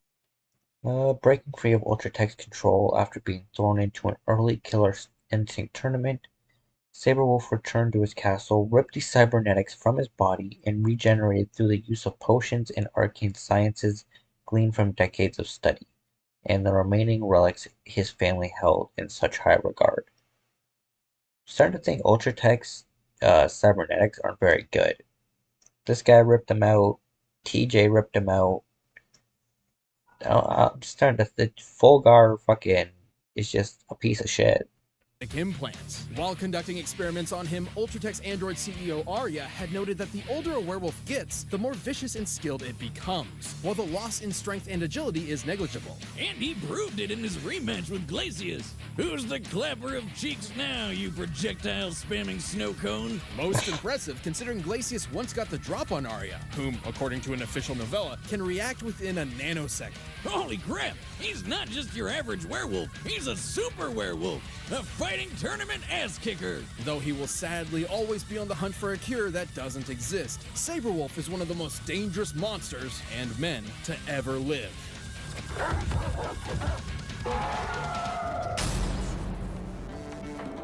Welcome to the demon realm of Makai, a dimension inhabited by powerful beings known as Darkstalkers. Basically, your classic Hollywood movie monsters mixed with anime powers. Makai is ruled by several noble clans, including the Kroots, a family of beasts. Like werewolves? Including one prominent member, Baraba the Wolf Lord, who had a son named Galen. Which means hungry wolf. Really thinking outside the box with that one, huh? Perhaps he'd prefer his English name, Jon Talbain. Yeah, but his dad is named a freaking Wolf Lord. That's so awesome it almost... With blood from both human and wolf coursing through his veins, Jon Talbain is constantly plagued by his mixed heritage. Assuring the belief that he will become a normal human being once he surpasses his own limits, Jon Talbain has spent his entire life training in martial arts. Despite some early setbacks, Jon Talbain devoted every single day to his training. In the end, Jon Talbain was able to regain his human appearance, but the curse had not been completely lifted. Since Jon Talbain's mother died soon after his birth, no one knows his true origins, though there is a very interesting tale regarding Barba Crutz and his connection. Baraba Crutz and his connections with the human realm. The Wolf Lord is a werewolf warrior who leads the royal guard of House Crutz. Due to his involvement in a specific incident, the Wolf Lord spent about 20 years in the human realm. There it is said that a human woman found him near dead and nursed him back to health. Once he returned to Mackay, the Wolf Lord carved out a formal reputation for himself, serving faithfully as a valiant warrior for his house. A few decades after his return, the Wolf Lord mysteriously disappeared. Some rumors say that he left Mackay for the human realm, where he retired with the human woman, though there is no way to know for sure. Makes me forget he's a total. English name: Jon Talbain. Japanese name: Galen. 6'1", 154 pounds. Birth year: 1940. Member of the Croods family. B+ rank. Darkstalker and reluctant bestie to Felicia. That's that cat lady who fought Taka. Go check that out. Deadbeat, just like my dad. Did I say that out loud? Things got worse. One of the Wolf Lord's enemies, the Demon Jeddah, sent an assassin to kill Jon's mother. Dick move. Moms are off limits. Now a werewolf and an orphan, Jon grew up pretty pissed off at just about everything, especially the humans that hunted him when he transformed. In the light of a full moon, Jon can't help but embrace his Croods heritage. And under a red blood moon, he risks losing all sense of self and becoming a ravenous beast. Jon's story was about the same as any werewolves until he happened upon a man who was also half monster and who defeated Jon in combat. With martial arts! Hell yeah! I keep telling people, the only way to solve violence is with a good pair of nunchucks. Jon's new friend did not offer violence, but control. Seeing little other option, Jon accepted a life with his new sensei. Well, we don't know for sure what fighting style he was trained in. Based on the time period, location, and his stance, we can guess that he was learning Shotokan karate. Inspired by Bushido and Zen Buddhism, Shotokan karate's focus is on controlled calm, a strong defense, and a rejection of unnecessary violence. Basically the exact opposite of being a werewolf. Well, sign me up for his doggy dojo, because I have no idea how all that. Canyon Rounder, Climb Chaser, Million Flicker, Moment Slice, Rapid Crunch, Strike Wolf, Wide Circular, Chi Techniques, Beast Cannon, Mirage Body, and Dragon Cannon. Zen stuff translates to moves like his Climb Chaser and Wild Circular. Rejection of unnecessary violence? My ass, this dude's just showing off. By embracing his werewolf speed, Jon can bash foes with his nunchaku and move so fast he appears to be in two places at once. And by tapping into his inner energy, ki, Jon can perform the Beast Cannon and rocket around the room like a doggy meteor of pain. But that's nothing compared to the almighty Dragon Cannon. Oh yeah! So much for being Zen, right? That dragon can incinerate a whole wall. Jon's training seemed to do the trick, until his master was killed by a group of bandits. Where was your flaming dragon there, man? Enraged yet again by the cruelty of mankind, but tempered by his master's compassion, Jon became conflicted over his role in a morally gray world, unwilling to fight, but always ready. And by combining his martial arts skills with his natural werewolf powers, he became a wolf man to be reckoned with. His razor-sharp claws can slice through steel, and even punch holes in powerful darkstalkers like Lilith. He's also got those great doggo senses, like super hearing and smell. To demonstrate, I've modulated dummy senses up to the same degree as those of a wolf. I see you find my frequent humiliation amusing. Oh, I do. Boop. In open climates, wolf ears can hear sounds Bro. up to 10 miles away. Boomstick, somebody's outside stealing your dune buggy. No, there. Wait, really? And their sense of smell is over 100 times greater than that of a human's. Oh good, the thief got away. What did you smell that told you that? Salt. Lots and lots of salt.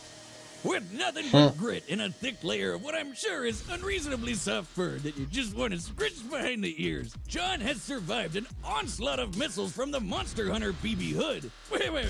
Who gave Little Red Riding Hood military-grade ordnance? I want to shake their hand. We've seen Jon dodge bullets up close.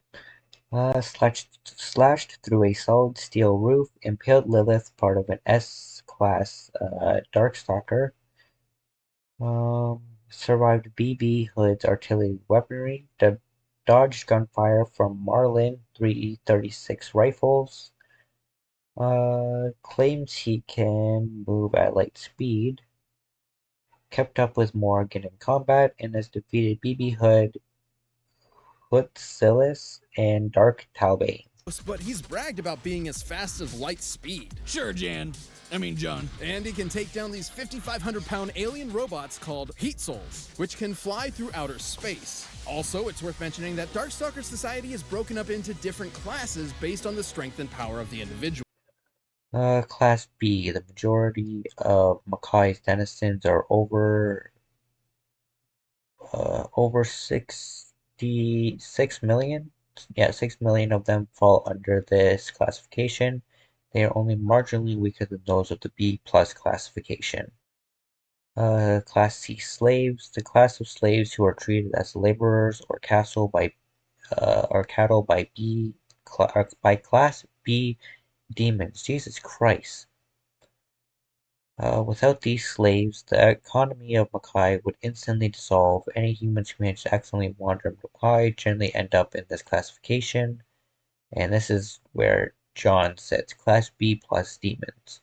Warriors who each have unique special ability and who are more generally powerful than the average demon. Generally speaking, these are the creatures who are called Darkstalkers. There are approximately 10,000 of them in Makai. John is a B+ class Darkstalker, which is way above average, so it makes sense to compare him to other B+ classers to gauge his limits. Like Anakaris, who sank all of ancient Egypt underground. Or QB, who could lift a massive beehive high above this castle. Based on its size relative to the castle, this hive would have to weigh over 30 million tons. That's like lifting over 300 aircraft carriers, and John's way more jacked than she is. And imagine getting stung by one of those bees. Even with his amazing power, after decades of torment, John had resigned himself to a life of misery and solitude. Until he met the cutest cat girl around. Now, we all know cats are usually super evil and Satan's presence on Earth, but Felicia taught him that humans actually aren't so bad. Wait. So years of martial arts discipline couldn't temper his bad side, but getting laid did?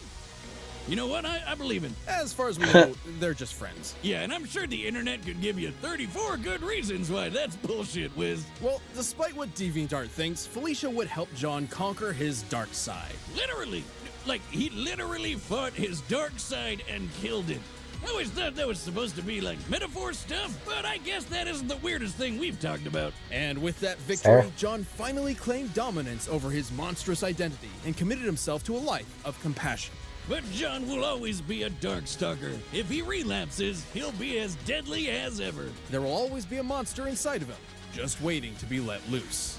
Existence with humans is impossible. That is why we are called Darkstalkers. All right, the combatants are set, and we've run the data through all possibilities. But speaking of...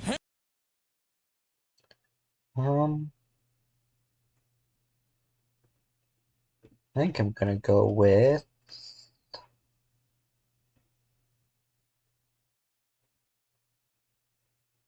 I think I'm gonna go with Sabrewulf.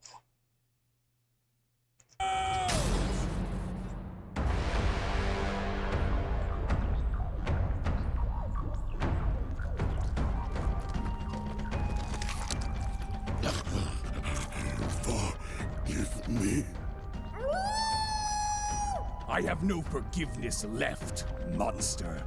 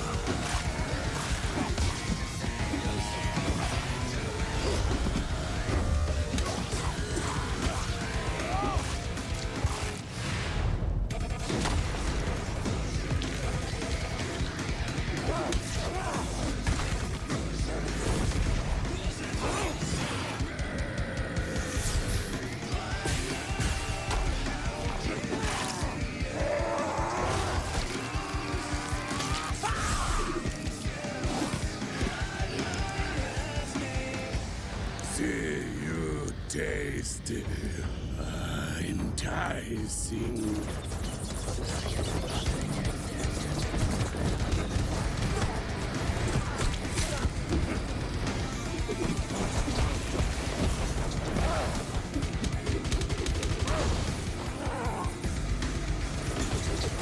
Taste the fury of the beast!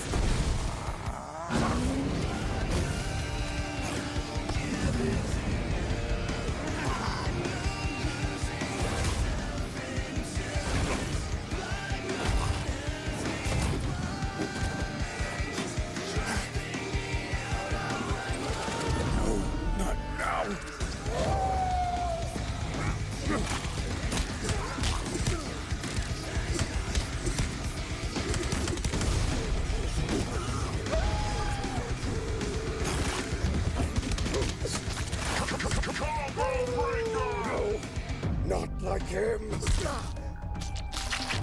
Oh. Oh. Not like this.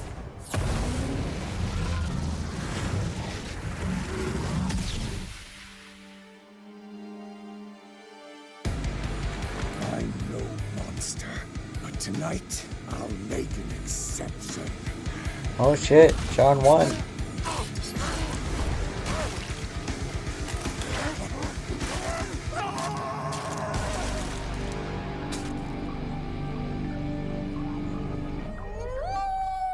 God damn, that was brutal as fuck.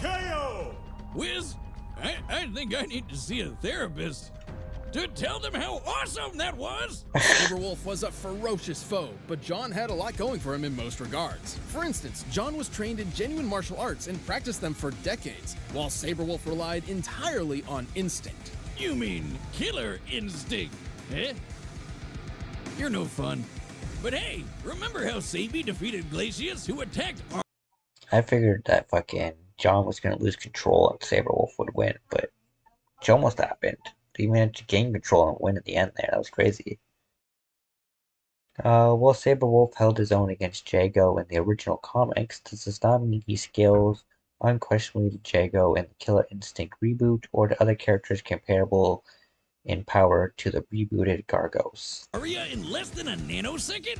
Technically, that puts Sabrewulf's reaction capability well within light speed, which Jon claimed he could match. But that was just bragging, right? Hardly. Those Weetzel units Jon fought were capable of flying across the galaxy, hundreds of millions of light years in only a short time. This is important because fellow Darkstalkers Morgan and Dimitri have intercepted Weetzels in mid-flight combat. Yeah, those two are A-classers, but B-plus Darkstalkers like Jon have kept up with the higher classes in speed plenty of times. Hell, BB Hood can, and she's a C-class. When it comes to the Darkstalker class system, speed is much less a factor than power and energy levels. To be frank, even if Jon was half Morgan's speed, he'd still be faster than Sabrewulf. So, if anything, he wasn't bragging enough. He was way stronger too. QB's also a B-plus Darkstalker, and she lifted that 30 million ton beehive. Way more than anything Sabrewulf can pull off. And when it came to ranged options, I think a Flaming Inferno Key Dragon beats out a lone discount Fire Bat any day. While his application is different, we can gauge the level of ki Jon has at his disposal by factoring Anakaris sinking all of Egypt. So the only logical thing to do was measure the total weight of ancient Egypt. No, really. We did that. Most buildings in the period were made of clay bricks and about 4.3 meters tall. Adding the known volume of the pyramids and considering additional land, we determined Anakaris' ki had to be strong enough to move a civilization weighing over 1.2 trillion tons. And that's not even counting all the people or cats. According to the Darkstalkers graphic file, Anakaris' labor force alone consists of at least 60 million people, 20 times greater than the estimated population of actual ancient Egypt. It is likely his general populace was greater in size as well. A shitload of cats. Now that sounds crazy for an old school horror monster like a mummy or werewolf, but Darkstalkers aren't quite like the classics. At this fight's core, though, Jon won because of the kind of werewolf he was. Through years of struggle, Sabrewulf never found any means to tame his savagery, while Jon had successfully managed to regulate his wild side, giving a level of precision, skill, and control the poor Baron couldn't even begin to understand. Sabrewulf was vicious and unrelenting, but Jon had the training, the power, and, yes, the flaming Inferno Dragons to score a brutal victory. Brutal doesn't even cut it. I mean, how much blood was that? You know, it had to be at least a gallon. The winner is Jon Talbain. All right, I'll give you that one, Boomstick. That one wasn't bad. All right, finally we've got, oh nice, a Rooster Teeth special. The red team versus the blue team. This should be a good one.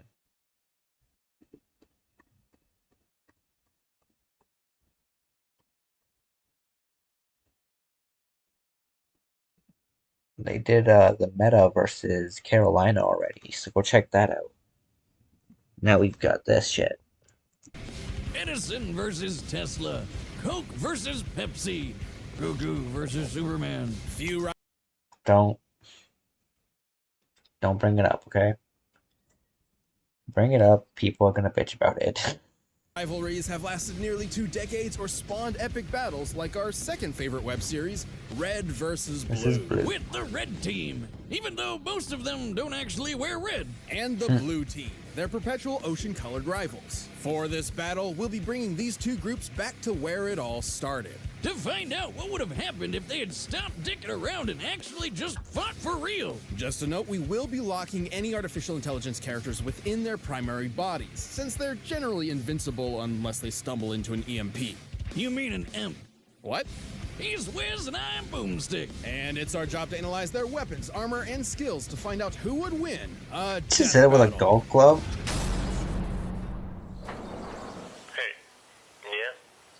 You ever wonder why we're here?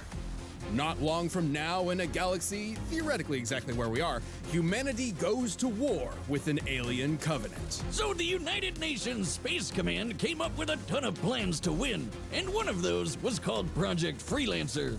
Essentially an experiment using AI to create invincible super soldiers. In order to fabricate scenarios to train these highly advanced warriors, Freelancer opted for a, unique approach. Dumping a bunch of losers in a box canyon and telling them they're at war with each other. Enter the red team. Dick Simmons, Dexter Griff, Franklin Delano Donut, Lopez the Heavy, and their leader, Super Colonel Sarge. Yes, that is his full name and rank. You know how they say prejudice is taught? Sarge, rank Super Colonel, self-appointed medical officer. Richard Dick Simmons, 1/8 cyborg, ambidextrous. Dexter Griff, designated driver, it's orange, not yellow. Franklin Delano Donut, grew up in Iowa, survived a grenade to the head. Lopez the Heavy, primary objective, fix everything, built a hologram chamber in seconds. Not born? Well, they haven't met Super Colonel Sarge, who I bet was screaming how much he hates blue the second he popped into the world. Attention, blue team! This is the red team! We are here to destroy you! Your long reign of being the shittiest team around is about to come to a sudden and cataclysmic end! Once an orbital drop shock trooper, Sarge was unfortunately discharged after developing a fear of heights, only to be picked up by Project Freelancer to achieve his dream. Lead the glorious Reds against the dirty Blues. Ah, man, he's great. He seems like the kind of guy you could just have a catch with. Sure. Sarge may be an unorthodox leader, but he knows his men very well. Hey, he's good enough to keep dorks like Griff and Simmons around for 17 seasons, and those two spend a lot of time together. It's a complicated relationship, though you may be surprised at their capabilities. Simmons may be a brilliant geek, like myself, but he proves stereotypes wrong by changing his armored suit in just 4 seconds. Well, how about this? How did you change so fast? I've always been a fast changer. Mjolnir armor is designed to be applied by Spartans within a considerable few minutes. This would imply Simmons is 90 times faster than the average super soldier. He's also technically a cyborg, but everyone forgets that these days. Meanwhile, Griff is the laziest member of the team, who only cares about pizza and Oreos. He's my favorite. He's also been hit in the nuts more times than I can count. While Griff did not acquire the Griff shot until after defeating Meta, we will be including all equipment and experience all characters have cultivated through all of Red vs. Blue. And he's still standing today. That's some balls of steel right there. Then there's Donut. Easily duped, but always a joy. He's clearly identifiable by his lightish red armor. Was your eyes going bad? That's pink. Magenta. Donut has shown incredible tenacity. He was once shot through the chest, causing his armor to lock up, and was left bleeding out on the ground for over a year, but he got better. And he's got the best throwing arm around. He threw a grenade halfway across the canyon, which is over 1,500 feet long.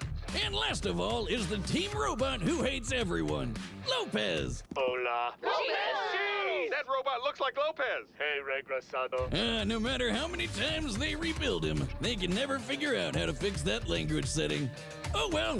The Reds carry a standard Spartan assortment of magnums, battle rifles, and SMGs. But if I had to pick one weapon of the bunch, I'd have to go with Sarge's trusty shotgun. Seriously? The weapon with the shortest range? Wiz, how long have we known each other? Have you never looked at my leg before? Besides, an effective range of 45 meters is almost the length of an Olympic swimming pool. Watch your back, Michael Phelps. I know how to beat you now. Of course, we can't forget their hallmark. M90 cause shotgun, pump action, 12 round feed, M60 Magnum, magazine of 12 rounds, 2x magnifying scope, M41 SPNKR rocket launcher, muzzle velocity of 40 meters per second, or 90 miles per hour, weighs 24 pounds, Type 25 grenade launcher, aka the Griff shot, feed of 6 grenades, M12 light reconnaissance vehicle, also known as the Warthog, max speed of 78 miles per hour, M41 Vulcan anti-aircraft gun attached, with a rate of fire of 500 rounds per minute. Mark vehicle, the Warthog. You mean the Puma? AKA Chupa Thingy. This 3-ton supercar tops out at 78 miles per hour and is heavily armored. Well, it's supposed to be. Somehow the Reds always find new ways to break the thing. Lucky that Sarge is a good mechanic. And you know what they say, Wiz? Good mechanics make for good fathers. But what I find most baffling is that, for some reason, these low-life dimwits have been given the most state-of-the-art Space Marine armor in the galaxy. Oh yeah, the Mark VI Mjolnir suit. Mjolnir. Gesundheit. Titanium plating, energy shields, hydrostatic gel, liquid metal crystal. These babies can take one hell of a beating. Apparently strong enough to withstand the blast of a somehow burned down a water park, mapped out the teleporter nexus, outsmarted Eon-aged artificial intelligence, survived a 50 megaton bomb, key figures in toppling Project Freelancer, and sort of won Blood Gulch by technicality. Has defeated the Meta and the Zealots. 50 megaton bomb! Gotta love it when a bomb goes off that's so big, you think it sent you to the future. Good times. But when push came to shove, the Reds banded together to take down one of the deadliest warriors in the galaxy, the Meta. Despite all logic and reason, the two pillars I hold most dear, I am forced to admit, these morons have proven to be a mind-bogglingly impressive team. I'm not ordering you to go. I ain't even asking. You do what you gotta do, Private Griff. I'll go get my car keys. Ah! All right then. Let's move. The blues. They're not just a great way to sing out all those complicated, messed up feelings you keep down about being fatherless. They're the second half of this epic. But, you know, singing blues would be perfect for this team. They've been through a lot. Maybe true. Unlike the Reds, they've suffered numerous casualties and are constantly plagued by Project Freelancer's experiments. You know how they were experimenting with AI? They could only get one, an alpha based on the project's director. Shit went down and they had to hide the alpha where nobody would ever find it. Apparently, this box canyon in the middle of nowhere seemed the perfect fit. This is Blue Team. Leonard Church, Lavernius Tucker, Agent Texas, Sheila, who is a living tank, and Caboose. After losing their original captain to a, deadly allergy incident, Church reluctantly stepped up to be the Blue Team's unofficial leader. Spoiler alert, he's the secret alpha AI. I don't know what makes him so special, though. Leonard L. Church, leader despite having the rank of private, Alpha AI based on Project Freelancer director Church. Lavernus Tucker wears his deceased captain's armor, trained by Agent Washington. Michael J. Caboose wields a rifle controlled by Freckles, has killed more blues than reds. Great. Agent Texas, Beta AI, based on memories of Allison Church, paired with the Omega AI. Sheila, M808V, main battle tank, original name FILSS. He's a cranky asshole who's terrible at literally everything he does. He doesn't even know he's an AI. He thinks he's a ghost. But remember that 50 megaton bomb? Church's team also thinks terrible at Alpha AI. I don't know what makes him so special, though. He's a cranky asshole who's terrible at literally everything he does. He doesn't even know he's an AI. He thinks he's a ghost. But remember that 50 megaton bomb? Church's team all survived it too, including himself, while it was inside his own body. What the hell? Tucker wants you to think he's a ladies' man. However, after careful, painstaking analysis, we have determined that he has very little game, being that his most frequent hookup is a rock. He's kind of a badass, though. While Tucker did not acquire the energy sword until later in his career, we will be including all gear and experience all characters have cultivated through all of Red vs. Blue. The meta, sure you can hit Cyclops in the balls, and held off a small army of mercenaries by himself. He even wields a kick-ass energy sword that only works for him. But for the biggest badass of the bunch, look no further than Agent Texas. Tex is an anomaly. She's not really a blue, but a freelancer assigned to the team through circumstance. Yet she's also not really a freelancer, but a robot duplicate hosting an artificial intelligence fragment split from the Alpha as a clone of the director's late wife, Allison. Yeah, duh, guys. How'd you not see that coming from when the show started? Unfortunately, the text fragment is specifically based on the memory of Allison's death and the concept of failure. This means that Tex is literally programmed to fail. Now, this doesn't mean she can't win fights or that her team can't succeed on missions. It's more of a personal defect. It sure hasn't stopped her from kicking some serious ass. Tex was #1 on the freelancer leaderboard, easily caught this giant crate, and could even flip over Sheila. You know, the 66-ton tank with a mind of its own? The perfect companion for Caboose's team killing sprees. You all know Caboose, the funny fan favorite who can get you to quote everything he says. And he's really dumb. Hey, speak of the dummy. What else is new? Perfect timing. As this battle will be in Blood Gulch, the usual teleportation units will be in place. The Blues have used these teleporters frequently with varying results. In you go. Certainly. What could go wrong? Teleportation is instantaneous, as you can see. You totally killed him, didn't you? Probably. Well, aside Yeah, from Tucker's probably. kick-ass lightsaber. M60 Magnum, magazine of 12 rounds, 2x magnifying scope. MA5C assault rifle, magazine of 32 rounds, rate of fire of 900 rounds per minute. BR85 battle rifle, magazine of 36 rounds, range of 3,117 feet. SRS-99D-S2AM sniper rifle, magazine of 4 rounds and a range of 4,920 feet. And the Type 1 energy sword, length of 50 inches, plasma cutting blade, and is actually a key. The Blues carry pretty boring weapons. I mean, they don't really need much when they have a robot ninja on their side. Church does have a cool sniper rifle, but he really sucks with it. Which sort of makes sense. Unlike everyone else, Church never experienced any training or combat before Blood Gulch. You know, that explains a lot. Even without specialized weapons, Blue Team has a few aces up their sleeves. Agent Tex carries an additional AI fragment, Omega. I prefer O'Malley. The fragment of the Alpha's rage. With it, she can use extra enhancement gear. Tucker somehow birthed an alien baby, survived a 50 megaton bomb. Some of them were strong enough to lift a tank. Tex was ranked the #1 freelancer. Key figures in toppling Project Freelancer. Caboose beat the Zealots by himself and have defeated Ancient Wyoming and Felix. such as a cloaking device. It also affects her personality, quite literally transforming her into a vicious killing machine. It can also pop out of her head and possess other people like a ghost.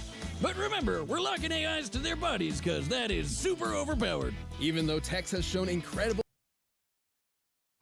Well, there may be some discrepancies in Tex's different bodies.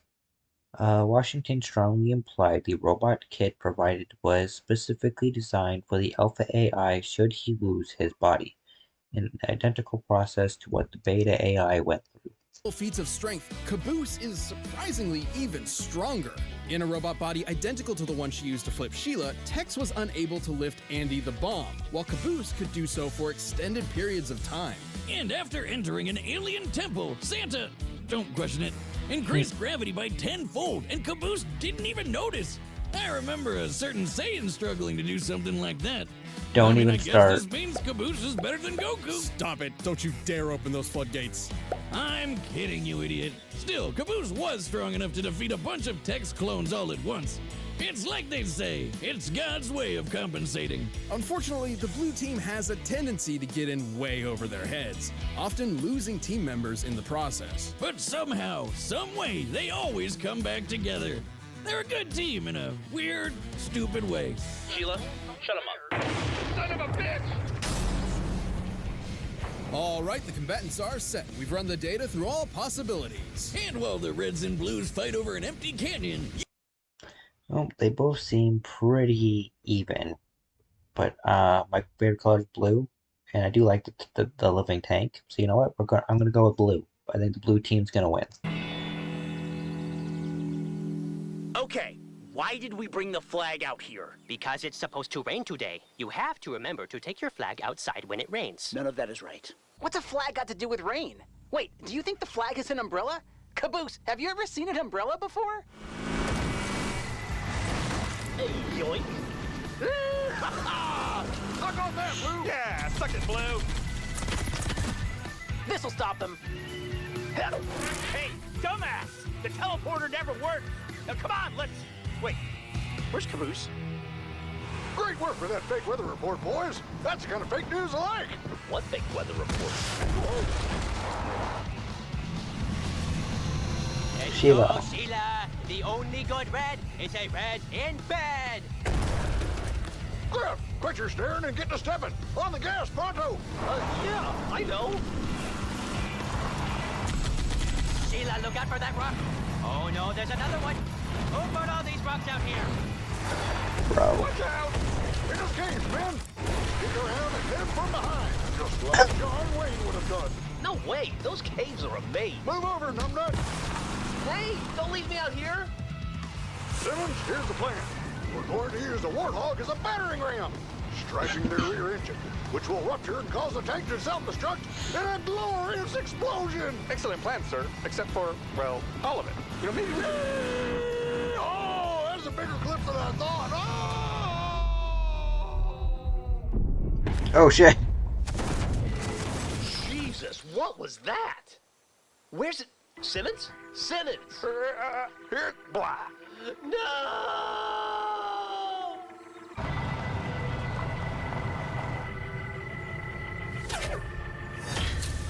Oh no, a spider? Sheila. Who else wants a taste of this big D? Bouncy Cabello! No judging. End of the line, Reds. Dirty Blue, for the first time in history, you're exactly right. Today is a good day to die. Charge!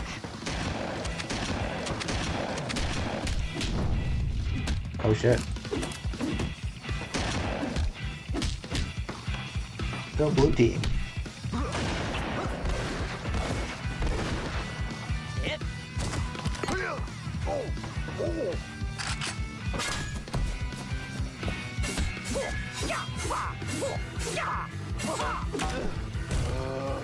Oh, right in the dick.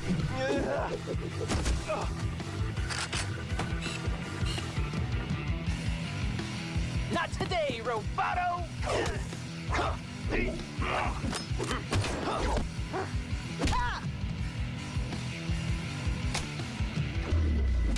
Swish! Mierda, no tienes oportunidad contra mí, porque yo soy el López al pasado.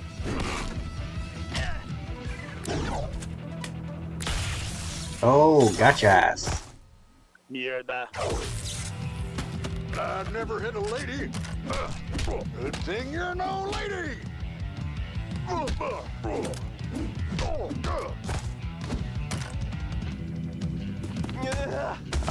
Save Sarge. You're gonna get punched in the dick again. Yeah. Oh. Red team is getting wrecked. About time. Estar atento. Church, how do I help? Just stay there, Caboose. I want to help. Help by not helping. God damn it, this rifle is busted. Help has arrived. Caboose, Oh no. no! Oh no. Dex! No! Tucker did it.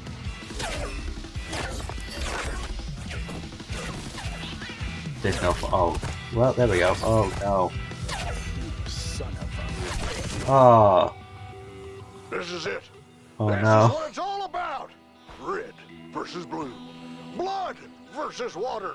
Which is really just lifeless, tasteless, waste of space blood. Destiny awaits. Today, the Cerulean Devil dies. Oh shit. Should have seen that coming. Go blue team. Blood. Good thing the flag is out. KO! What a battle! Who knew weather was so important? As chaotic as the show we all know. Okay, so the Reds had plenty going for them. They had brains and speed on their side with Simmons, and they had some epic firepower, but the blue team had the grit to overpower them. When it comes to physical strength, nobody on the red team came close to the raw power of Tex and Caboose. Flipping Sheila and lifting Andy made that pretty clear. Hell, Sarge even tried to lift Andy once and he couldn't do it. Poor guy. Even with such charisma, leadership qualities, and big dad energy, you can't win them all. Speaking of which, it could be argued Sarge has more extensive military experience than anyone else. However, Tex's freelancer training was far more intensive than standard military issue. Just look at what she did to the Reds before. She's a monster. Not to mention she technically had 2 lifetimes of training, being a copy of Allison and all. Yeah, her lame programming meant she couldn't win the fight by herself, but her blue teammates picked up the slack. Tucker even got some freelancer training in too, thanks to Agent Washington, and could hold off a platoon of mercs all by himself. No one ever said he wasn't good at solo activities. Oh, and in the fight between tanks versus cars, tanks generally win. I mean, Fair. That one's pretty obvious. The red team may have been extremely resilient, mostly thanks to aggravating stubbornness, but it wasn't enough to survive the stellar skill and the brute force of blue team. If only they could have read that they'd end up with a case of the blues. That's even without releasing the obviously superior power of artificial intelligence units. You know, dummy, you ever wonder why you're here? All the time. The winner is the blue team. Hell yeah. Alright, that's gonna be it for this episode, guys. Go to Death Battle's channel. Give them the love they deserve. Like and subscribe if you've been enjoying the videos and keep coming back. I'll catch you guys all next time. Peace out.